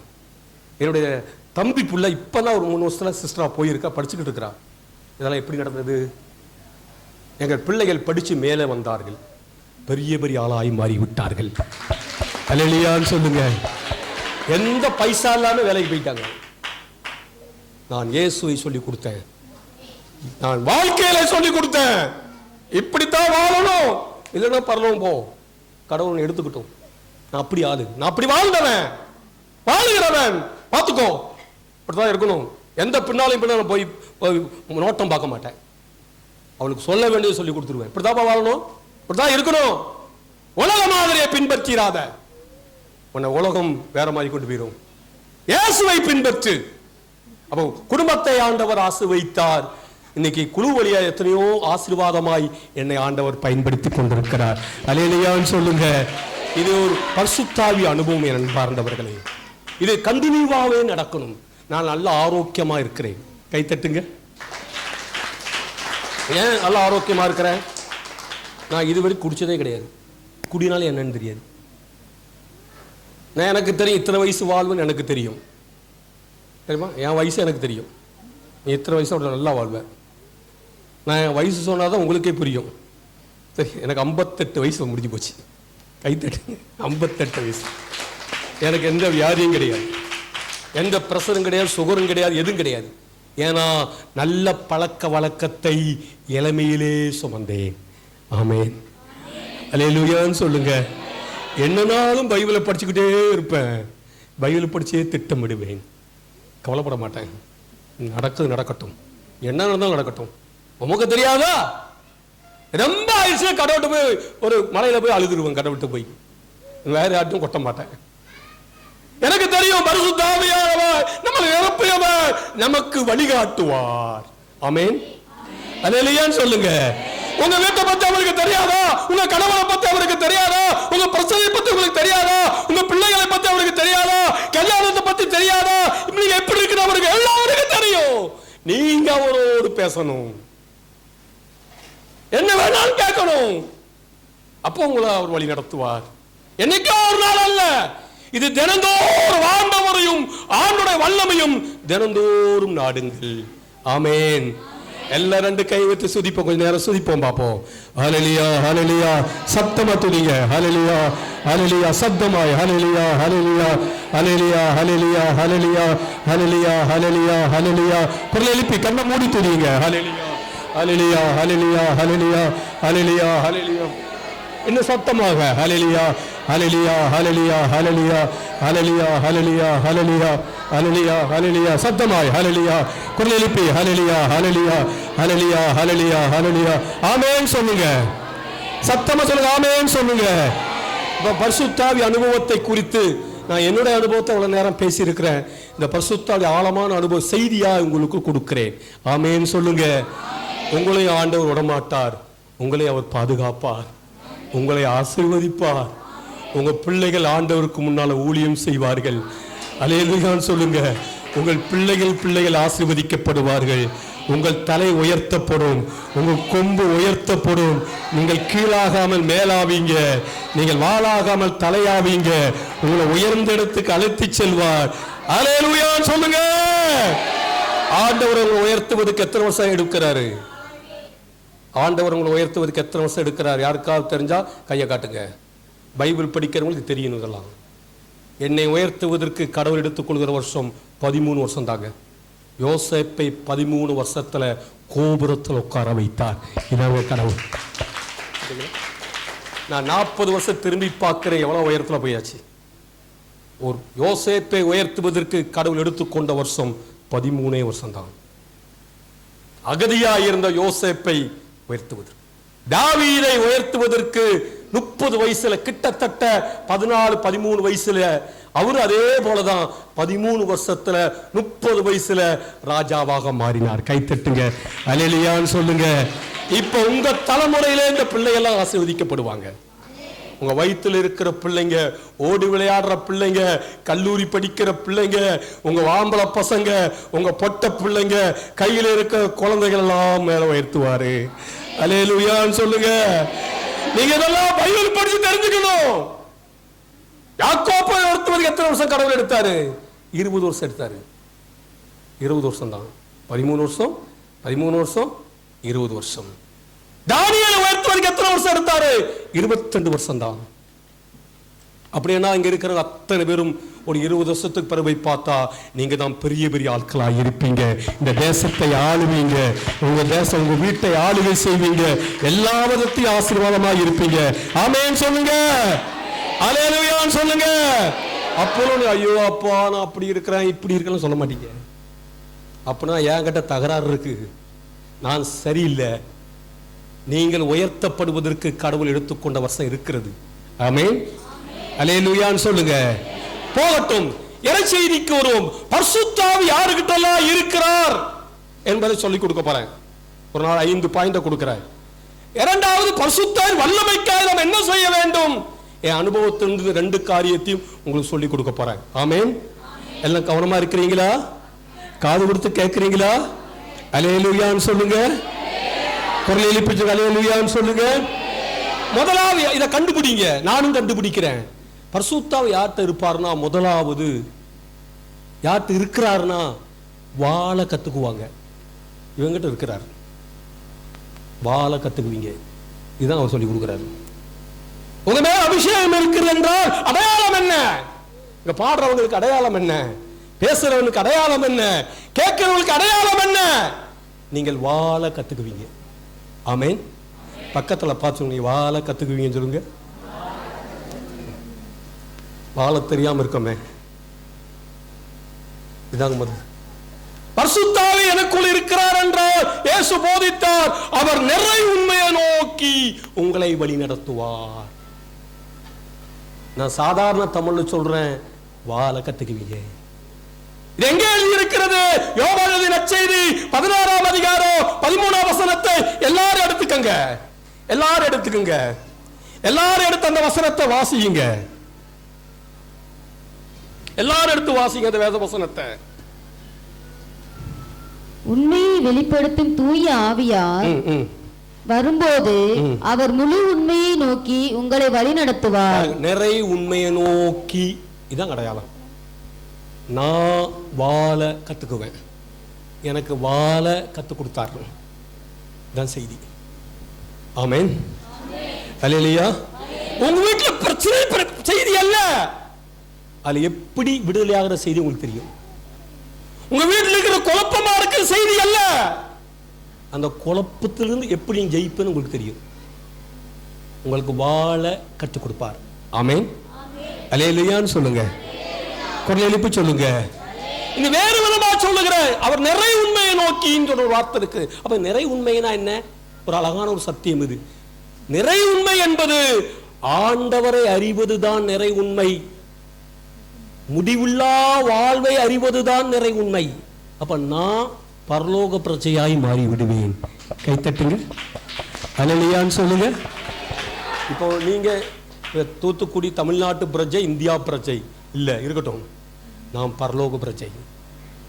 ஆமென். நான் பரலோகவாசின்னு என்னைக்கா நீங்க நினைச்சிருக்கிறீங்களா? அப்ப நீங்க எவ்வளவு புனிதமா வாழ்வீங்க.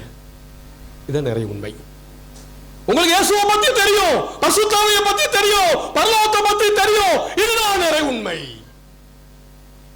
யாரும் உங்களுக்கு கத்துக் கொடுக்க வேண்டாம். இங்க அதான் சொல்றாரு, நிறை உண்மை, நித்திய ஜீவன். இப்படி வாழ்க்கை இல்லை, பன்னிக்குட்டி வாழ்க்கை இல்லை, ஆட்டுக்குட்டி வாழ்க்கை. சொல்லுங்க, பன்னிக்குட்டி வாழ்க்கை இல்லை. நல்ல முகம் பார்த்து சொல்லுங்க, பன்னிக்குட்டி வாழ்க்கை இல்லை, ஆட்டுக்குட்டி வாழ்க்கை. பன்னிக்குட்டி எப்ப தலையை தூக்கும்? செத்தாதான் தலையை மேல வைக்கும். அது இப்படித்தான் இருக்கும். பன்னிக்குட்டி என்னைக்கு சாகுதோ கெட்டும் போது இப்படி கட்டிட்டு போவோம். இந்த பன்னி வாழ்க்கை அல்ல. ஆட்டுக்குட்டியை பாருங்க, அப்பப்போ தலையை மேல நல்லா பார்த்துக்கிட்டு இருக்கும். கடவுளை பார்ப்பீங்க. ஆமென், அல்லேலூயான்னு சொல்லுங்க. ஐயா, சகோதரா, சகோதரி, பன்னிக்குட்டி எப்போதும் உலகம் உலகம், பொன்னாசை பெண்ணாசை மண்ணாசை, என்ன ஆசை, என்ன வாழ்க்கை வாழ்ற? இதெல்லாம் உங்களுக்கு கிடைக்கும், அதுக்கு நீங்கள் அடிமை இல்லை. ஆமென், சத்தமா சொல்லுங்க. உங்களுக்கு எல்லாம் கிடைக்கும், ஆனா அதுக்கு அடிமை இல்லை. பொண்ணு கிடைக்கும், பெண்ணு கிடைக்கும், எல்லாம் கிடைக்கும், எல்லாம் கிடைக்கும். நீங்க ஐஸ்வர்யனா இருப்பீங்க, ஆனா உங்களை வழி நடத்துகிறவர் ராஜாதி ராஜா. அல்லேலூயான்னு சொல்லுங்க.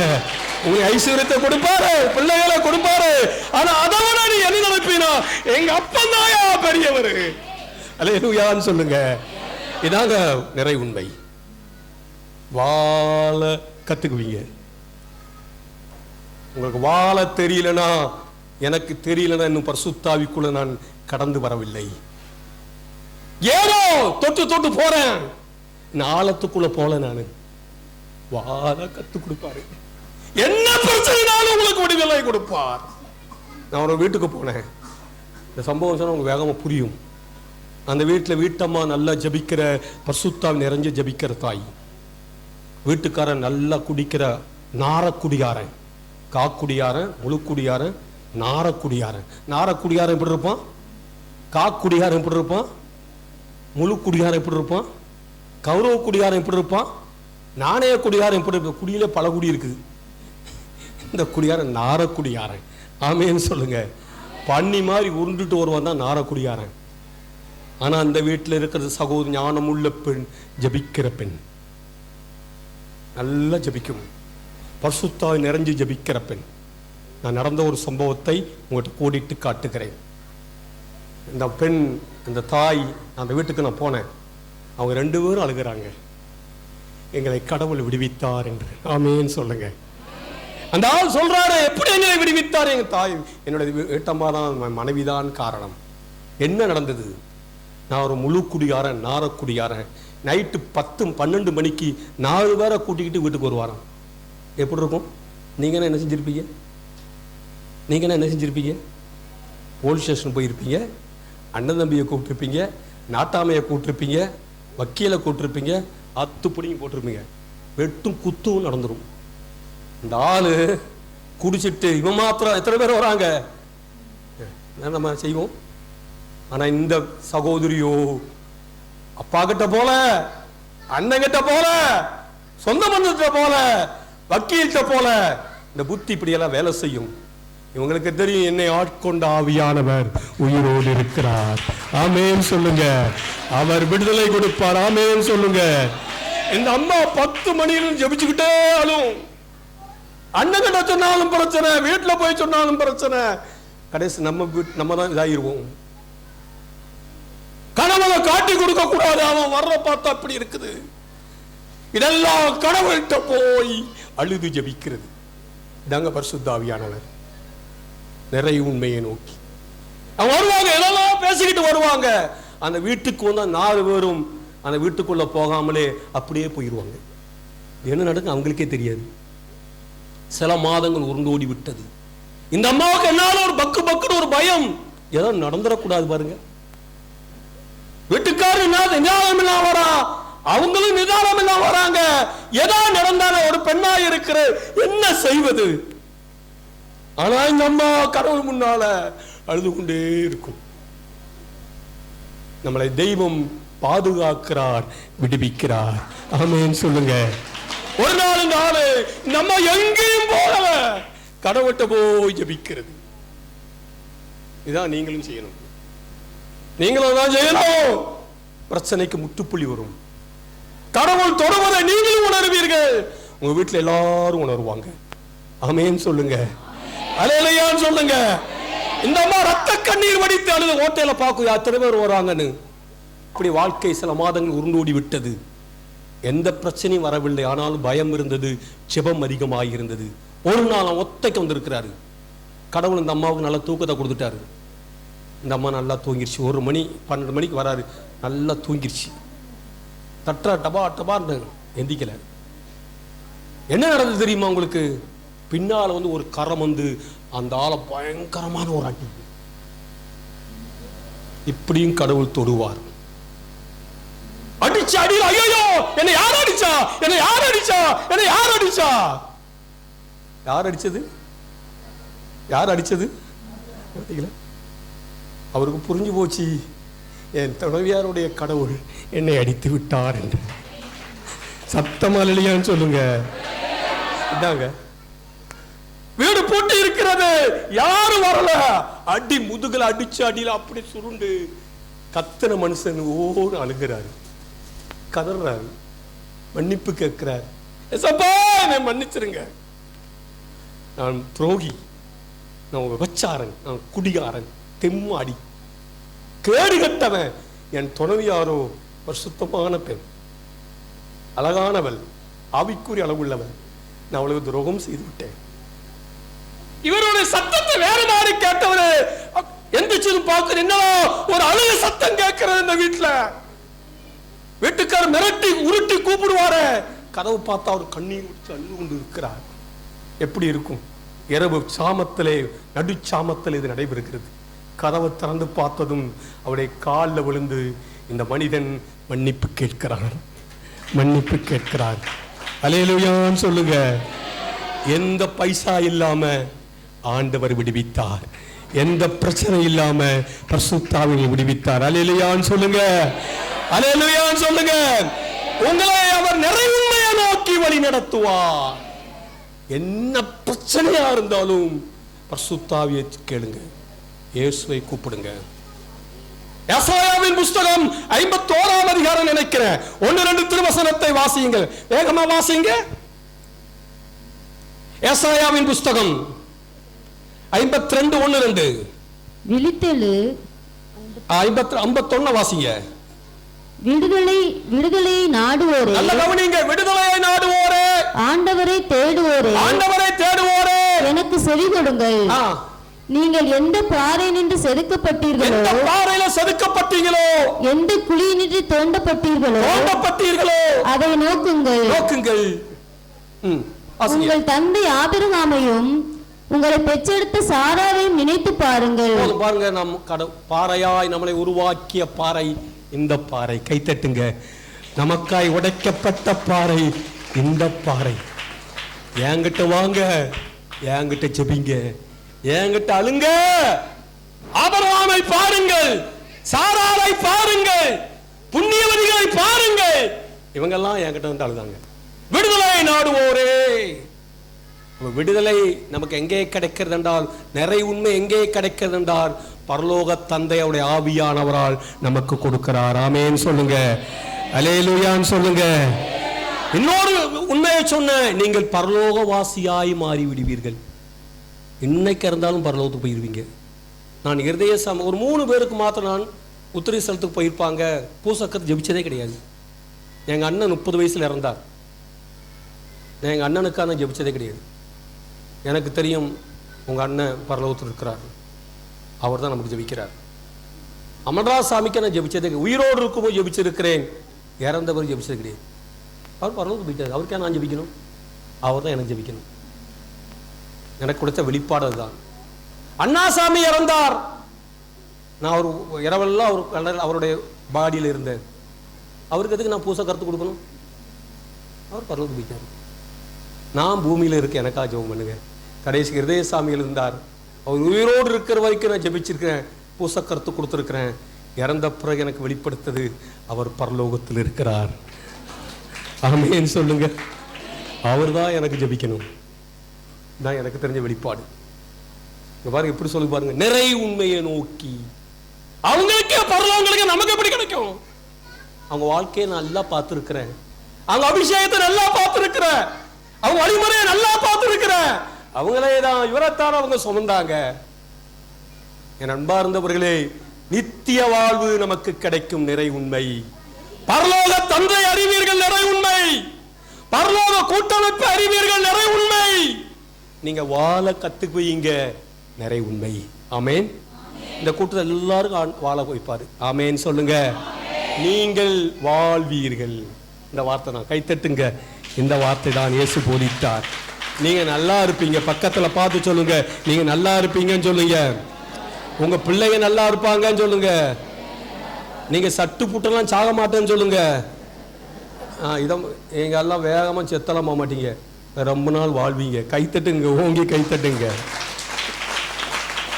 ஒருவேளை புனிதர் மாதிரி வாழ்ந்தா வேணா வேகமா சாகலாம். ஆனா விசுவாசிகள், சாதாரண விசுவாசிகள் இந்த பூமியில எத்தனை வயசோட இருக்கலாம்? நீங்க எத்தனை வயசோட இருக்கலாம்? எங்க நம்ம வெந்த சாப்பிட்டு வந்து விதின்னு போற ஆட்கள். நீங்க எத்தனை வயசோட இருக்கலாம்? பைபிள் சொல்லுது எந்த வியாதி இல்லாமல் 80 வயசு வரை இருக்கலாம். 80 வயசு வரை. நீங்க சின்ன பிள்ளைங்க நிறைய இருக்கீங்க. சின்ன வயசுல நல்ல பழக்கத்தை கையொண்டு பாருங்க. எந்த பெரிய வியாதி இல்லாமல் 80 வயசு வரை நல்லா இருப்பீங்க, நல்லா வளர்ப்பீங்க. குடிச்சு வெறிச்சு 50 வயசுல மனம் திருமணம் வேணா அவன் வயசுக்கு தக்க மாதிரி ஆவான். இஷ்டத்துக்கு வாழ்ந்து இஷ்டத்துக்கு வந்து அடிச்சு பிடிச்சி எல்லாம் தப்பு பண்ணி ஏதோ 40-50 வயசுல மனம் திருமணம் வேணா அவன் வயசுக்கு தக்க அவன் உடலுக்கு ஏற்ற மாதிரி வாழ்வான். ஆனா சின்ன வயசுல இங்க இருக்கிற குழந்தைகள் எல்லாம் சின்ன வயசுல கடவுளை பின்பற்றட்டும், பரிசுத்தமா வாழட்டும். உங்களுக்கு மரணம் 80 வயசுல வராது. ஆமேன்னு சொல்லுங்க, அல்லேலூயான்னு சொல்லுங்க. வலிமை உள்ளவனுக்கு 80 வயசு, அது இறைவாக்கு அல்லவா? வலிமையற்றவனுக்கு 70 வயசு, இறைவாக்கு அல்லவா? இது யாருக்கு எழுதப்பட்டது? இந்த வார்த்தை உங்களுக்கும் எனக்கும் எழுதப்பட்டது. இதான் நிறை உண்மை. ஆமேன்னு சொல்லுங்க. பரிசுத்த ஆவியோட நிறை உண்மை என்னன்னா நமக்கு வாழ கற்றுக் கொடுப்பார். நிறை உண்மை என்ன? பரலோகத்தை நீங்க தரிசிப்பீங்க. நிறை உண்மை என்ன? தந்தை உங்களுக்கு தெரியும். தந்தை அன்பை அனுபவிப்பீங்க. எப்போதும் ஜெபம் பண்ணுவீங்க. நிறை உண்மை. இப்போ கடவுள் நம்மோடு இருக்கிறார் என்பதுக்கு அடையாளம். இல்லைன்னா சரி கிடையாது. நாம் மறுபடியும் புதுப்பிக்கப்பட வேண்டும். நீங்களும் நானும் புதுப்பிக்கப்பட வேண்டும். ஆமேன்னு சொல்லுங்க, அல்லேலூயான்னு சொல்லுங்க. இரண்டாவது, பரிசுத்த ஆவி நம்மோடு இருக்கிற அந்த அடையாளம்னா நான் குப்பை வாழ்க்கை வாழ மாட்டேன், தூய்மையான வாழ்க்கை வாழ்வேன். கை தட்டுங்க, கையை உயர்த்தி தட்டுங்க, கையை உயர்த்தி தட்டுங்க. அல்லேலூயான்னு சொல்லுங்க, அல்லேலூயா. நீங்க பரிசுத்தமா வாழ்வீங்க. இதான் பரிசுத்த ஆவி. யோவான் எழுதின நற்செய்தி 16ஆம் அதிகாரம் 8ஆம் வசனத்தை வாசிச்சு பாருங்க. பரிசுத்த ஆவி நம்மோடு இருக்கிறார் என்பதற்கு ஒரு அடையாளம் எழுதப்பட்டிருக்கிறது. என்ன வார்த்தை பாருங்க, 16:8. அவர் வந்து பாவம், நீதி,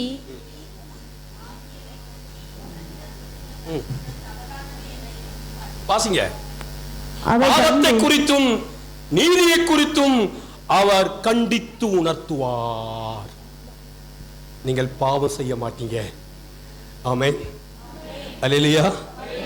சத்தமா சொல்லுங்க. எதை பார்க்கணும் அதைத்தான் பார்ப்பீங்க, எதை பேசணும் அதைத்தான் பேசுவீங்க, எப்படி நடக்கணும் அப்படித்தான் நடப்பீங்க.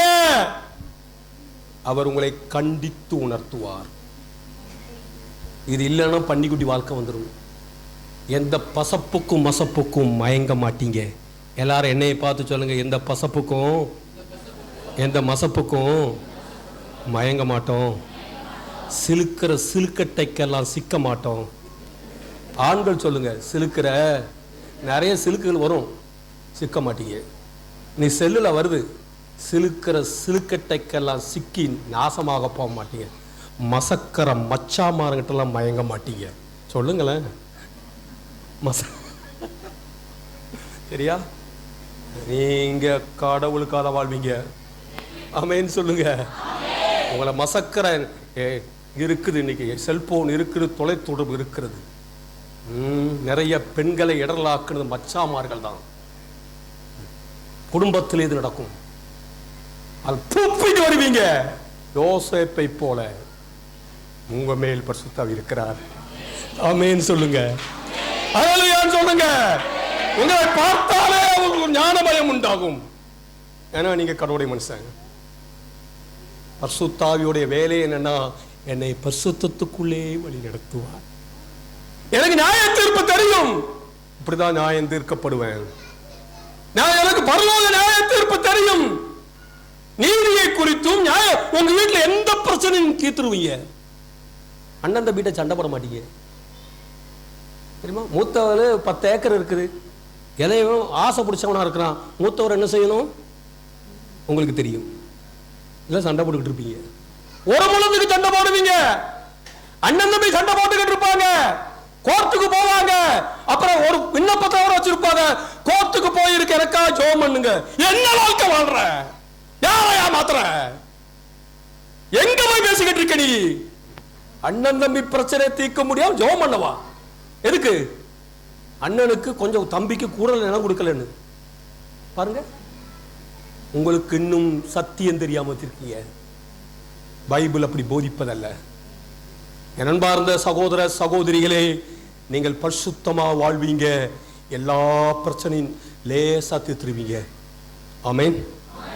150 ஏக்கர் உள்ள ஒரு வீட்டுக்கு போனேன்.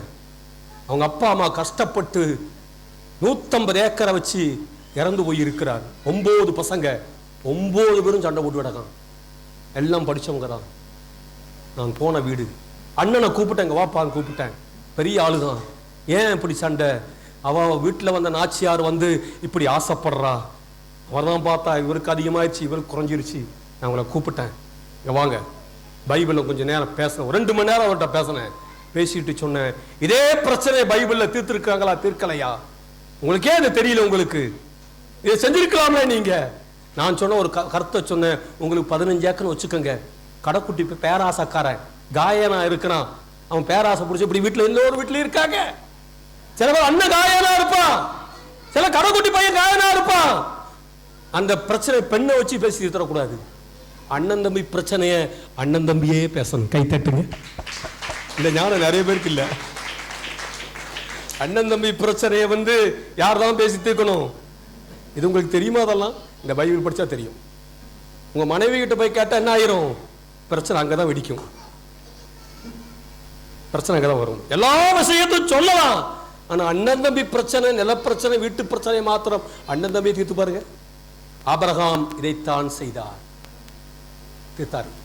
வச்சுக்கோ, உனக்கு என்னப்பா வேணும்? எனக்கு இதெல்லாம் வச்சுக்கோ, நீயே வச்சுக்கோ, தீர்க்குதான் வழி. நான் அண்ணனை பார்த்து சொன்னேன், அவன் 5 ஏக்கர் கூட 5 ஏக்கரை கொடுங்க, உங்களுக்கு 2 ஏக்கரை போதும். இங்க வா, உனக்கு எத்தனை வேணும்? எனக்கு 5 ஏக்கர் வேணும். இந்த கூட 5 ஏக்கர் வச்சுக்கோ, எனக்கு மிச்சம் மீதி போதும். இப்படி மாத்திரம் நீங்க கொடுத்து பாருங்க, அவன் தூங்க மாட்டான். ஒரு வார்த்தை காலில் வந்து விடுவான். அண்ணா நீங்க அண்ணன் தானே, நீங்க தான் என்னை வளர்த்தெடுத்தீங்க, நீ கொடுத்ததே போதும். ஏன் இப்படி உங்களால் சொல்ல முடியல? ஏன் உங்களுக்கு தீர்க்க தெரியல? பரிசுத்தமாய் வாழ கற்றுக்கொள்ள வேண்டும்.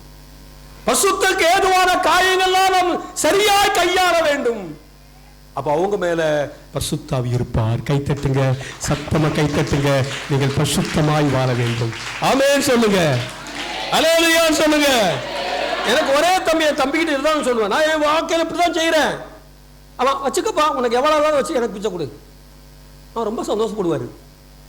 எனக்கு எதுவுமே ஆசை கிடையாது. உனக்கு போ, எனக்கு போதும். என் வாழ்க்கையில இப்படிதான் செய்யறேன். நான் ஆபிரகாமை எவ்வளவு முறை படித்திருக்கிறேன், யோசுவா எவ்வளவு முறை படித்திருக்கிறேன். யோசுவா எல்லாருக்கும் பங்கிட்டு அவருக்கு மாத்திரம் பங்கு போட மாட்டாரு. இதெல்லாம் உங்களுக்கு தெரியுமா? பலனும் யோசுவா ஒரு தேவ மனிதன், எல்லா கோத்திரத்துக்கும் பங்கிட்டு அவருக்கு மாத்திரம் இடம் கிடையாது. எல்லாரும் வந்து நிற்பாங்க, ஐயா உங்களுக்கு இடம் இல்லையே, எப்ராஹிம் கோத்திரத்துக்கு இடம் இல்லையே, உங்களுக்கு ஏன் நீங்க எடுக்கல? உங்களுக்கு மிச்சம் மீதுன்னு எனக்கு போதும். இதாங்க தலைவன். ஆமென் சொல்லுங்க. அத்தனை பேர் வந்து நிப்பாங்க. இப்படி உங்க வீட்டுல ஒற்றுமையை உருவாக்க முடியாதா? தம்பி ஒரே குட்டையில் ஒரு மட்டை தானே, வச்சுக்கிட்டுமே கொஞ்சம் கூட. இதுல போய் மனைவியை கூட்டி வச்சு, பிள்ளைகளை கூட்டி வச்சு சண்டை போட்டு, சித்தப்பா பெரியப்பன் சண்டை போட்டு வாழ்நாளெல்லாம் பகையை உண்டாக்குறீங்களே.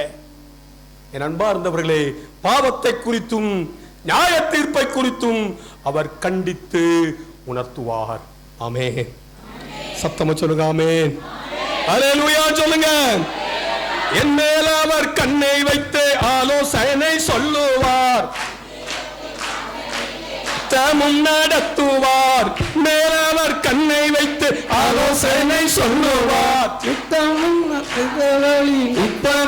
நடத்துவார். பரிசுத்த ஆவியாரே உள்ளத்தை நிரப்புவார். பரிசுத்த ஆவியாரே நிரப்புவார். பரிசுத்த பரிசுத்த அவர் பெயரே என்னை உண்டாக்கின என் தேவாதிதே. அவர் தூங்குவதும் இல்லை அயர்வதும் இல்லை. என்னை உண்டாக்கின என் தேவாதிதேவன். அவர் தூங்குவதும் இல்லை அயர்வதும் இல்லை. என்னை உண்டாக்கின என் தேவாதிதேவன். அவர் தூங்குவதும் இல்லை அயர்வதும் இல்லை. அவர் கண்ணை வைத்து ஆலோசனை சொல்லுவார். சத்தியத்தின் பாதையிலே நித்தமும் நடத்துவார். உண்மையில் அவர் கண்ணை வைத்து ஆலோசனை சொல்லுவார். சத்தியத்தின் பாதையிலே நித்தமும் நடத்துவார். பரிசுத்த ஆவியாரே உள்ளத்தை நிரப்புவார். பரிசுத்த ஆவியாரே உள்ளத்தை நிரப்புவார். பரிசுத்த பரிசுத்த அவர் பெயரே என்னை உண்டாக்கின என் தேவாதிதேவன். அவர் தூங்குவதும் இல்லை அயர்வதும் இல்லை. என்னை உண்டாக்கின தேவாதிதேவன். அவர் தூங்குவதும் இல்லை அயர்வதும் இல்லை. அழகின நாட்களிலே பலன் தந்து தாங்குவார். பலவித சோதனையில் ஜெயம் நமக்கு தருவார். பலவித நாட்களிலே பலன் தந்து தாங்குவார். பலவித சோதனையில் ஜெயம் நமக்கு தருவார். ஆபத்து காலத்தில் அரணான கோட்டையும் ஆபத்து காலத்தில் அரணான கோட்டையும் ஏழமும் பூர்வமும் அவரே. என்னை உண்டாக்கின என் தேவாதிதேவன். அவர் தூங்குவதும் இல்லை அயர்வதும் இல்லை. என்னை உண்டாக்கின என் தேவாதிதேவன். அவர் தூங்குவதும் இல்லை அயர்வதும் இல்லை. ஆமென் சொல்லுங்க.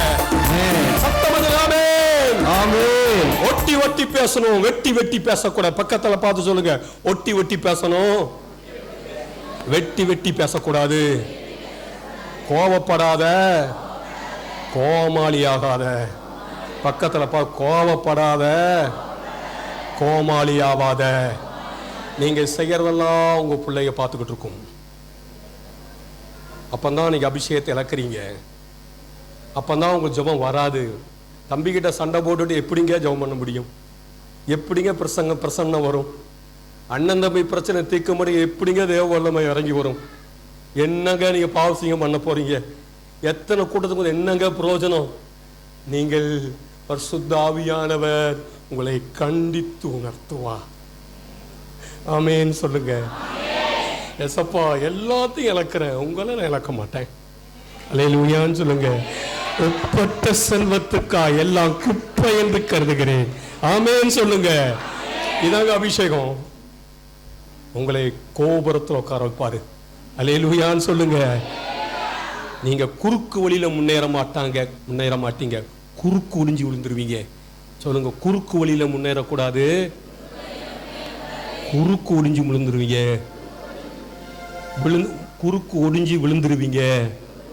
நல்ல பக்கத்துல பார்த்து சொல்லுங்க, குறுக்கு வழியில முன்னேறக்கூடாது ஐயா. சொல்லுங்க, குறுக்கு ஒடிஞ்சு விழுந்துருவீங்க. ஆமென் சொல்லுங்க.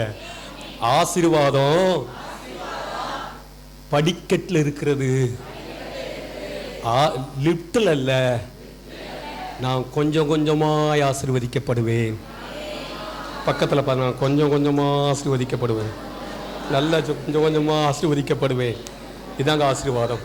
பரிசுத்த ஆவியானவர் உங்களை கீழே மேல கொஞ்சம் கொஞ்சமா ஆசீர்வதிப்பார். சட்டு போட்டுன்னு போனீங்கன்னா பட்டுன்னு போயிருவீங்க. உங்களுக்கு ஆசீர்வாதம் வந்தா, நீதிமானுக்கு துன்பங்கள் வந்தாலும் அவன் ஆசீர்வதிக்கப்படுவான். அல்லேலூயான்னு சொல்லுங்க. எனக்கு பணம் பெருசு இல்ல, அவர்தான் பெருசு. எனக்கு பணம் பெருசு இல்ல, எங்க அண்ணன் தம்பி தான் பெருசு. ஆமென் சொல்லுங்க. எனக்கு பணம் பெருசு இல்ல, என் மனைவி தான் எனக்கு பெருசு. அல்லேலூயான்னு சொல்லுங்க. எனக்கு பணம் பொருள் பெருசு இல்ல, என் கணவன் தான் எனக்கு பெருசு. ஆமென் சொல்லுங்க. அல்லேலூயான்னு சொல்லுங்க. மனைவியை பாராட்டுங்க. நீங்க எல்லாம் மனைவியை பாராட்டுங்க. மனைவி கணவனை பாராட்டுங்க. நீங்க சூப்பர் குடும்பம், ஹல்லேலூயான்னு சொல்லுங்க. இதெல்லாம் நான் தினந்தோறும் கண்டுபிடிக்கணும். நான் எப்படி கண்டுபிடிக்கணும்? நான் காலையில ஜெபிப்பேன். என்னுடைய அனுபவத்தை சொல்லுகிறேன். எனக்கு காலையில் எல்லாம் தெரிஞ்சிடும். நான் என்ன தப்புனாலும் சாரியா சப்பா மன்னிச்சுக்கங்க, இதான் நான் செய்கிறேன். நலிந்தவனை நல்வாக்காய் நிரப்புகிறார், காதுகளை திறந்து விடுகிறார். ஆசானுக்கு செய்மடுப்பது போல செய்மடுக்கிறேன். பரிசுத்த ஆவியானவர் உங்களை எப்படி நடத்துவார்னா, அந்த உண்மைக்குள்ளே எப்படி நடத்துகிறார், நீதிக்குள்ளே எப்படி நடத்துகிறார் என்றால், நீங்கள் காலையிலே எந்திப்பீங்க. காலையில எந்திக்காதவன் காலமெல்லாம் நொண்டுவான். சொல்லுங்க, காலையில எந்திக்காதவன் ஆன்மீகத்துல காலமெல்லாம் நொண்டுவான். நல்ல கண்ணை பார்த்து, முகத்தை பார்த்து, மூஞ்ச பார்த்து சொல்லுங்க. போ சொல்லுங்க. காலையில் எந்திக்கலனா காலமெல்லாம் நொண்டுவீங்க. நீங்க என்ன பாட்டு பாடி என்ன பிரயோஜனம்? எத்தனை கூட்டத்துக்கு வந்து என்ன பிரயோஜனம்? இதை கடைபிடிக்க முயற்சி எடுங்க. கைத்தட்டுங்க. முயற்சியாவது எடுங்களேன். கொஞ்சமாவது அர்ப்பணியுங்களேன். அர்ப்பணம் இல்லாத வாழ்க்கையில எப்படிங்க பரிசுத்தாவி, கிரயம் இல்லாத வாழ்க்கையில எப்படிங்க பரிசுத்தாவி செயலாற்றுவார்? உங்களை கிரயமாக்க வேண்டும், விலை கொடுக்க வேண்டும். நான் விலை கொடுக்கணும், நான் கிரயமாகணும், செலவிட்டை நான் இழக்கணும். நான் எப்ப கண்டுபிடிக்கிறேன்? காலையில கண்டுபிடிக்கிறேன். இதான் பரிசுத்தாவி. இந்த அனுபவம் இல்லைன்னா நானும் விழுந்திருப்பேன். உங்க முன்னால் நிற்க முடியாது. ஏதோ வந்து ஆகும்னு சொல்லிட்டு போயிடுவேன். உங்களுக்கு நல்லா இருக்கும், நீங்க நல்லாக மாட்டீங்க. இப்ப அப்படி இல்லை, நீங்க நல்லா இருப்பீங்க, நிறைய பேர் நல்லாக்குவீங்க. ஆமேன்னு சொல்லுங்க, அல்லேலூயா சொல்லுங்க, கொர்நேலிப்பு சொல்லுங்க, அல்லேலூயா. எல்லா பிரச்சனை காலையில அதிகாலையில் தேடுகிறவன் கர்த்தரை கண்டடைகிறான். நான் நிர்மூலமாகாதவாறு அதிகாலையில் ஆண்டவர் எனக்கு புதிய கிருபையை எனக்கு கொடுக்கிறார். அநாதி சிநேகத்தால் என்னை நிரப்புகிறார். ஆமென் சொல்லுங்க. உங்க சத்தம் காலையில போய் விழுந்துடணும். ஒரு வாரம் இல்லையா, பரவாயில்ல, மறுவாரம் தொடங்குங்க. ஒரு மாசம் பரவாயில்ல, மறுபடியும் தொடங்குங்க. அதெல்லாம் கடவுள் ஏத்துக்குவாரு. நான் பலகீனமானவங்க எல்லாம் தெரியும், ஆனா விடக்கூடாது. விடா முயற்சி, முயற்சி திருமணையாக்கும். இந்த அனுபவம் ஒரு தாய்க்கு வந்தா அந்த குடும்பத்தை பத்தி எல்லாம் இறைவா குறைப்பாங்க. என் பையன் பிறக்கிறதுக்கு முன்னாலே தெரியும் என் பையன் சாமியார் ஆயிடுவார். ஆமேன்னு சொல்லுங்க. நான் சொல்றேன், இந்த பையன் சாமியார் ஆயிடுவார். அதே மாதிரி ஆயிட்டாரு. இந்த புள்ள இப்படித்தான் படிப்பா, பைசாலாம் வேலைக்கு போயிடுவா, அப்படியே போயிட்டா. இதெல்லாம் பிறக்கிற காலத்திலே உங்களுக்கு வெளிப்படுத்துவார். ஆமென். ஒரு வீட்டுக்கு நிறைய வெளிப்பாடு யாருக்கு கிடைக்கும் தெரியுமா? உங்களுக்கு யாருக்கு கிடைக்கும்? ஒரு குடும்பத்தில் வெளிப்பாடு யாருக்கு நிறைய கிடைக்கும்? யாராவது தெரிஞ்சவங்க சொல்லுங்க, வேகமா சொல்லுங்க. நேரம் ஆயிடுச்சு இல்ல, என்னை கரெக்டாக முடிக்க போற நேரம் ஆயிடுச்சு. நீங்க சொல்லுங்க. நீங்க 21 ஒரு 20 வருஷம் கூட இங்க வந்திருக்கிறேன். நோபல் கூட்டிட்டு வந்திருக்கிறாரு. சின்ன வயசுல இங்க வந்திருக்கிறேன். அந்த கட்டத்தில் நான் வந்து உங்கள்கிட்ட பேசியிருக்கிறேன். நீங்கெல்லாம் மறந்துருப்பீங்க. நோபல் இருக்கும்போது சாமியாரா படிக்க போகும்போது என்னை கூட்டிட்டு வந்திருக்கிறார்.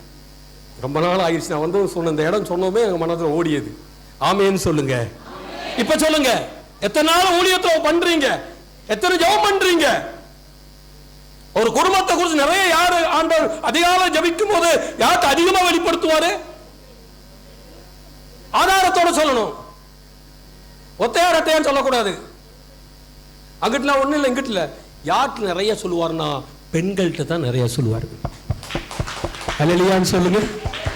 ஆண்கட்டையும் சொல்லுவாரு, ஆனா அதிகமா பேச பெண்கள்கிட்ட தான். ரெபேக்காளுக்கு ரெட்டை குழந்தை பிறக்கணும் ஈசாக்கு தெரியுமா? தெரியுமா? தெரியாது. யாருக்கு தெரிஞ்சது? ரெபேக்காளுக்கு தெரியும். இளைய பையன்தான் கடவுளால் ஆசீர்வதிக்கப்பட்ட ஈசாக்கு தெரியுமா? தெரியாது. யாருக்கு தெரியும்? ரெபேக்காளுக்கு தெரியும். இந்த பிள்ளையை தாய்மை என்ற, இங்க இத்தனை தாய்மை இருக்குது. குழந்தையை பெற்றெடுத்தவங்க எல்லாம் தாய்மை தான்.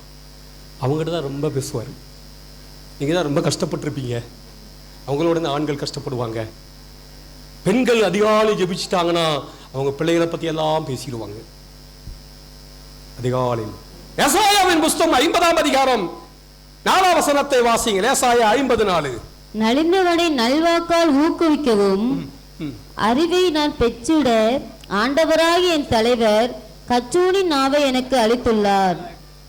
காலைதோறும் அவர் என்னை தட்டி எழுப்புகின்றார். கற்போர் கேட்பது போல் நானும் செவி கொடுக்க செய்கின்றார்.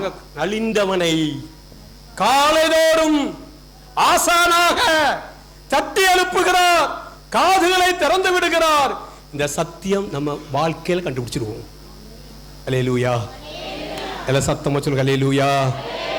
குரலை எழுப்பி சொல்லுங்க. இன்னும் மூணாவது வேகமா வசனத்தை வியாக்கியானம் பண்ணாம சொல்றேன். மூணாவதாக என்கிட்ட ஆண்டவர் இருக்கிறார் என்பது அடையாளம்னா இயேசுவை பெருமைப்படுத்தி கொண்டே இருப்பீங்க. வேற யாரையும் சொல்ல மாட்டீங்க. இயேசு இயேசு இயேசு இயேசு இயேசு. அன்னை மேலே யாரை சொன்னாங்க? என் மீட்பராம் கடவுளை நினைத்து இயேசுவை தான் சொன்னாங்க. அந்தோணியார் யாரை சொன்னாரு? நம்ம அந்தோணியாரை பிடிச்சிட்டு ஏச விட்டுறோம், மாதாவை பிடிச்சிட்டு ஏச விட்டுறோம். சீட்டு போட்டா யார் ஜெயிப்பா சொல்லுங்களேன். நல்லா சொல்லுங்க, நல்லா கவனிச்சுக்கோங்க. இயேசுவுக்கு அந்தோணியாரும் மாதாவும் முதன்மை சீடர்கள். கைத்தட்டுங்க. நாம் பக்தராய் வாழ வேண்டாம். பக்தர் நல்லது. பரிசுத்தாய் நம்ம மேல வந்தா நாம் இயேசு இயேசு இயேசுன்னு சொல்லுவோம். ஊரெல்லாம் இயேசுவை தான் சொல்லுவோம். அடையாளம். அப்படி வரலனா நாம் பக்தர்களாக இருக்கிறோம். நாம் வழிநடத்தப்படவில்லை என்றாலும் பக்தர்களாக இருக்கிறோம். பரிசுத்தாவி ஏவுதலால் இன்றி யாரும் இயேசு ஆண்டவர் என்று சொல்ல முடியாது. பரிசுத்தாய் அனுபவத்தை நான் இந்த போர்டை போட்டு ஏன் போனேன்? இயேசுவை சொல்லத்தான் போனேன். என் அன்பார்ந்தவர்களே, இயேசுவை சொல்லுங்க. ஆமென். எல்லாரும் எழுந்து நிற்போம். எல்லாரும் எழுந்து நிற்போம். கடைசி 1-2 சொல்லி நான் ஜெபிக்க போகிறேன். என் அன்பாக ஒரு நிறை உண்மையை நோக்கி வழி நடத்துவதை நீங்கள் கண்டுபிடிப்பீங்க. நீங்க பரிசுத்தமா வாழ்வதை நீங்கள் கண்டுபிடிப்பீங்க. நீங்கள் இயேசு நாமத்தை மகிமைப்படுத்துவீங்க. பரிசுத்தாவியோடு இருக்கிறார் என்பதற்கு ஒரு அடையாளம். ஆவியிலே நிறைஞ்சு நீங்க ஜெபிப்பீங்க. இறைவார்த்தை எப்போதும் வாசிப்பீங்க. ஆமென் சொல்லுங்க. பரிசுத்தாவிய அடையாளமாய் இருக்கிறது. அவரை ஊக்கமான ஆவியை பெற்றுக் கொள்வதற்கு நமக்கு தாகம் தேவை. நாம் ஊக்கமா ஜெபிக்க வேண்டும். பைபிளை படிக்க வேண்டும். ஆவியானவரை குறித்து நாம் அன்னை மரியாதை போல நாம் ஊக்கமா ஜெபிக்க வேண்டும். அவருடைய வல்லமையை பெறுவதற்கு. அல்லேலூயான்னு சொல்லுங்க. அல்லேலூயா. நாம் தாகமாய் இருக்க வேண்டும். அவருடைய வல்லமையை பெறுவது. உங்களுடைய மேல வல்லமை பரிசுத்தாவி இருக்கிறது. வல்லமை வேண்டும். ஆமென் சொல்லுங்க. ஆமென். அல்லேலூயான்னு சொல்லுங்க. அல்லேலூயா. திருத்தூதர்களுடைய வாழ்க்கை எப்ப மாறிச்சுனா வல்லமை இறங்கி வரும் பொழுது மாறியது. 1ஆம் அதிகாரத்தை அவர்கள் நிறைவேற்றினார்கள். 27 அதிகாரமும் அவர்கள் வழியாக எழுதப்பட்டது. அந்த வல்லமைக்காய் நாம் ஜெபம் செய்வோம். இந்த அனுபவத்தை நமக்கு கொஞ்சம் கொடுத்திருக்கிறாரு. இன்னும் அதிகமாய் கொடுக்கப்பட ஒரு பரிசுத்தாவி பாடலை பாடி உங்களை விட்டு கொடுங்க. நீங்க ஜெபியுங்க. வல்லமையோடு ஜெபியுங்க. கருத்தோடு ஜெபியுங்க. பாவ தடையாயிருந்தால் அர்ப்பணித்து ஜெபியுங்க. ஆண்டவர் உங்களை புதுப்பித்து பரிசுத்தாவியா நிரப்புவார். ஒரு பாடல் பாடப்படும். வல்லமை தேவே தேவா பாடலை பாடி எல்லாரும் கைத்தட்டி பாடி கைத்தட்டி எல்லா கண்களை மூடி மகிழ்ச்சியோடு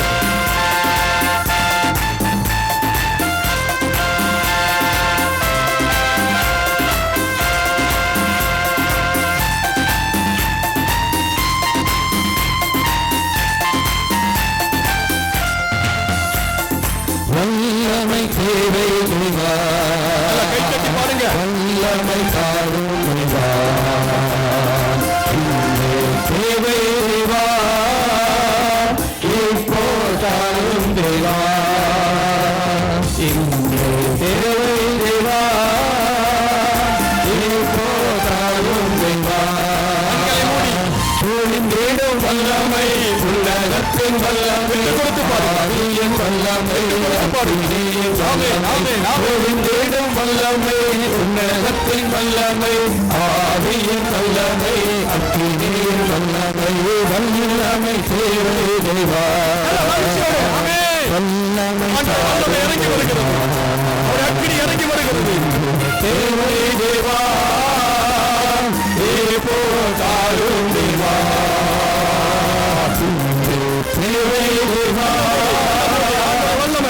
இறங்கி வந்திருக்கிறது. அக்கினி இறங்கி வந்திருக்கிறது. யாவர் மேலும் ஆவியில் பொழிவே என்று மாம்சமான யாவர் மேலும் ஆவியில் பொழிவே என்று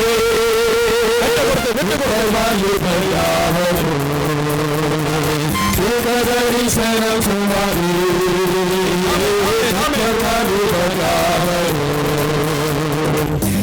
தரிசனம் சுமாரி பாருங்க. ஒளிந்தேடும் வல்லமை உன்னதத்தின் வல்லமை ஆவியின் வல்லமை ஒளிந்தேடும் வல்லமை உன்னதத்தின் வல்லமை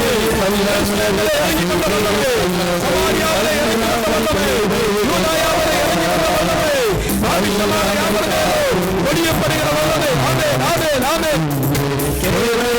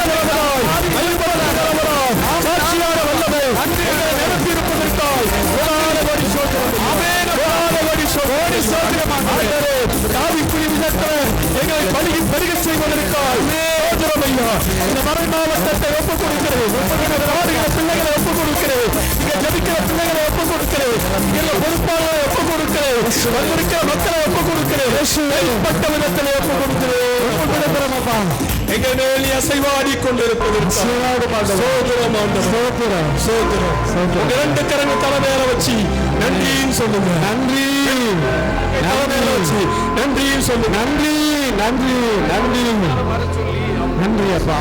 நன்றி நன்றின்னு சொல்லுங்க. நன்றி ஆண்டவரே. நன்றி ஆண்டவரே. நன்றி அப்பா. நன்றி ஆண்டவரே. நன்றி நன்றி ஆண்டவரே. நன்றி. வியாதிக்காரர்கள் உடல்ல நோவு இருக்குது, சரீரத்தை நோவு இருக்கிறது, இதயத்தை நோவு இருக்கிறது, ஆத்துவால் நோவு இருக்கிறது, நடக்க முடியாதவங்க, பேச முடியாதவங்க, மருத்துவரால் கைவிடப்பட்டவங்க முன்னால வாங்க. மற்றவங்களை பின்னால இருக்குங்க, அவங்க மாத்திரம் முன்னால வாங்க. ஆமென். அவர் அபிஷேகத்தால்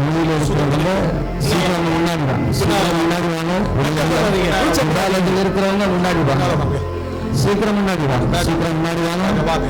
நேரம் குறைவாக இருக்கிறது. சீக்கிரம் முன்னாடி வாங்க. உங்களுக்காக ஜெபிப்பாங்க. முன்னாடி வாங்க. சரீரத்தில் பலவீனம் உள்ளவங்க, நீதி உள்ளவங்க முன்னாடி வாங்க. ஆமென் ஆமென் ஆமென் ஆமென் ஆமென். நல்லா கொஞ்சம் முன்னால வாங்க. சகோதரர்களும் வாங்க. சகோதரரும் வாங்க. யாராலும் தயவு செய்து வைக்கப்படாதீங்க. முன்னாடி வாங்க. முன்னாடி வாங்க. முன்னாடி வாங்க. சகோதர சகோதரர் எல்லாரும் வாங்க. மனுஷங்க என்ன வர்றவங்களுக்கு கொஞ்சம் வழிவிடுங்க. அப்படி இன்னும் இறங்கி வரட்டும். எல்லாரும் கையில உயர்த்திங்க. சுகம் இல்லாத கையை உயர்த்தி வலது கரத்தை வல்லமை உங்களை ஆட்கொள்ளும். வல்லமை மிகுந்தவரே, மிகுந்தவரே, சுகமாக்கும் ஆவியை சுகமாக்கும், ஆத்மாவிலே சுகமாக்கும், உணர்வுள்ளே சுகமாக்கும், புத்திகள் மாறட்டும், சரீரத்திலே மாறட்டும், இதயத்திலே சோர்ந்தடைக்கட்டும், இரவுகளிலே சோர்ந்தடைக்கட்டும், வயிற்று பகுதியிலே சோர்ந்தடைக்கட்டும், அல்சர் சுகமாகட்டும், கேன்சர் சுகமாகட்டும், சுகமாகட்டும், அதிகாரத்தினால் சுகமாகட்டும், உயிர்த்த வல்லமினால் சுகமாகட்டும், ரத்தத்தினால் சுகமாகட்டும், இதயத்தினால் சுகமாகட்டும். ஹல்லேலூயா. கூப்பிடு. ஹல்லேலூயா. ஹல்லேலூயா. ஹல்லேலூயா. குடும்பத்திலே பிரச்சனை எல்லாம் மாறட்டும். கூப்பிடு கூப்பிடு கூப்பிடு. நடக்க முடியாதவங்க பாருங்க, பேச முடியாதவங்க பேசி பாருங்க.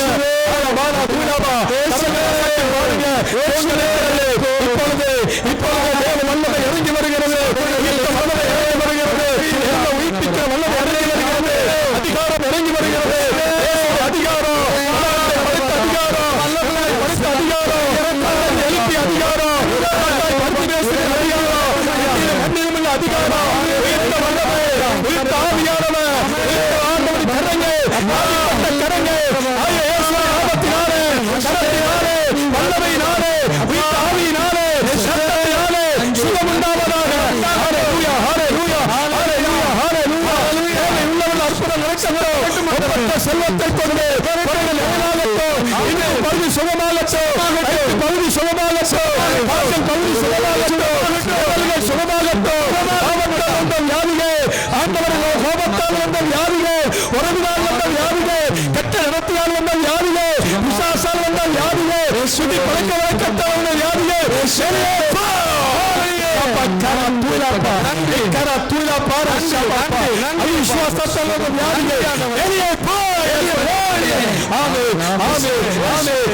நடந்து கொண்டிருக்கிறது, அதிசயங்கள் நடந்து கொண்டிருக்கிறது. பெற்றுக்கொள் பெற்றுக்கொள் பெற்றுக்கொள் பெற்றுக்கொள். அற்புதம் நடக்கட்டும், அற்புதம் நடக்கட்டும், அற்புதம் நடக்கட்டும். வல்லமை தொடுவதா, வகிமை தொடுவதா.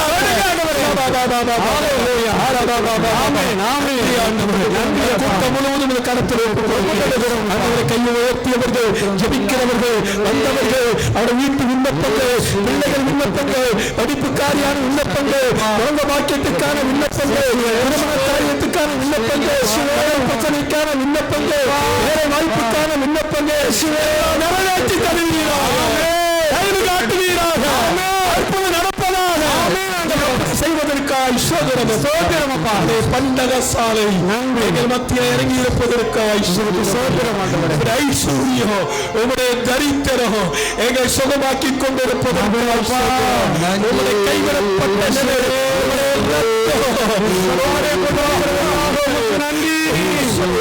நன்றி, உங்களுடைய மரணம், உங்களுடைய வேதனை, ஆண்டவரே உங்களுடைய நிந்தை சுகமாக்கி கொண்டிருப்பதற்காக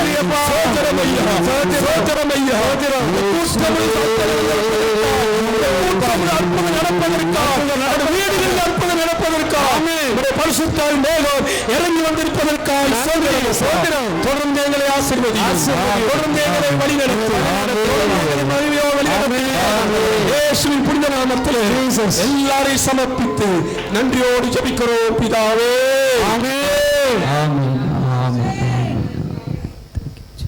சுகமடைஞ்சவங்க கையை உயர்த்தி காட்டுங்க. கையை உயர்த்தி ஆவியில சுகமடைஞ்சவங்க இருக்கிறீங்க, ஆத்மாவை சுகமடைஞ்சவங்க இருக்கிறீங்க. கரங்களை தட்டி நல்ல கையை மகிமைப்படுத்துங்க. உற்சாகமாக உற்சாகமாக ஆண்டவர் வெற்றி உள்ளவர், சுகத்தை கொடுக்க வல்லவர். ஹல்லேலூயா சொல்றேன். நீங்க வீட்டுக்கு போகும்போது பரிசுத்த ஆவியால் நிரப்பப்படுவீங்க. நீங்க ஜெபிக்கும் போதும் பரிசுத்த ஆவியால் நிரப்பப்படுவீங்க. ஆமென். நீங்க காலையில் எந்திக்கும் போதும் பரிசுத்த ஆவியால் நிரப்பப்படுவீங்க. நீங்க எப்போதும் பரிசுத்த ஆவியால் ஆட்கொள்ளப்படுவீங்க. இந்த நாளில் ஆண்டவர்கள் அப்படித்தான் பிரதிஷ்டை பண்ணி இருக்கிறார். உங்க வீட்டு காரியங்களும் அற்புதமாய் வழி நடத்துவார். எங்களுக்காக நீங்க ஜெபம் செய்யுங்க. ஏதாவது உணர்த்தப்பட்டா நம்ம கத்தோலிக்க பொதுவாக ஜெபக்குள் நடத்துகிற ஒரு தியானத்துக்கு வந்துட்டு போகலாம். எங்களுக்காக நீங்க ஜெபம் பண்ணுங்க. ஆண்டவர் உங்கள் நிறைவாக இன்னும் அதிகமாக இதை விட 4 மடங்கு கூட்டம், இந்த கூடாரெல்லாம் பத்தாது, 4 மடங்கு கூட்டம் இந்த கூடாரத்துக்கு வரும். என் சகோதரர் ரொம்ப தியாகம் பண்ணி இந்த பணியை ஆற்றுகிறார்கள். நற்செய்தி பணி ரொம்ப கஷ்டம், ரொம்ப தியாகம் தேவை. நீங்கள்லாம் கூட்டாளிகளாக இருந்து பரிசுத்தாவின் துணையோடு ஆசீர்வாதத்தை பெற்று பிறருக்கும் ஆசீர்வாதத்தை கொடுப்பீங்க. ஆமென். ஹல்லேலூயா.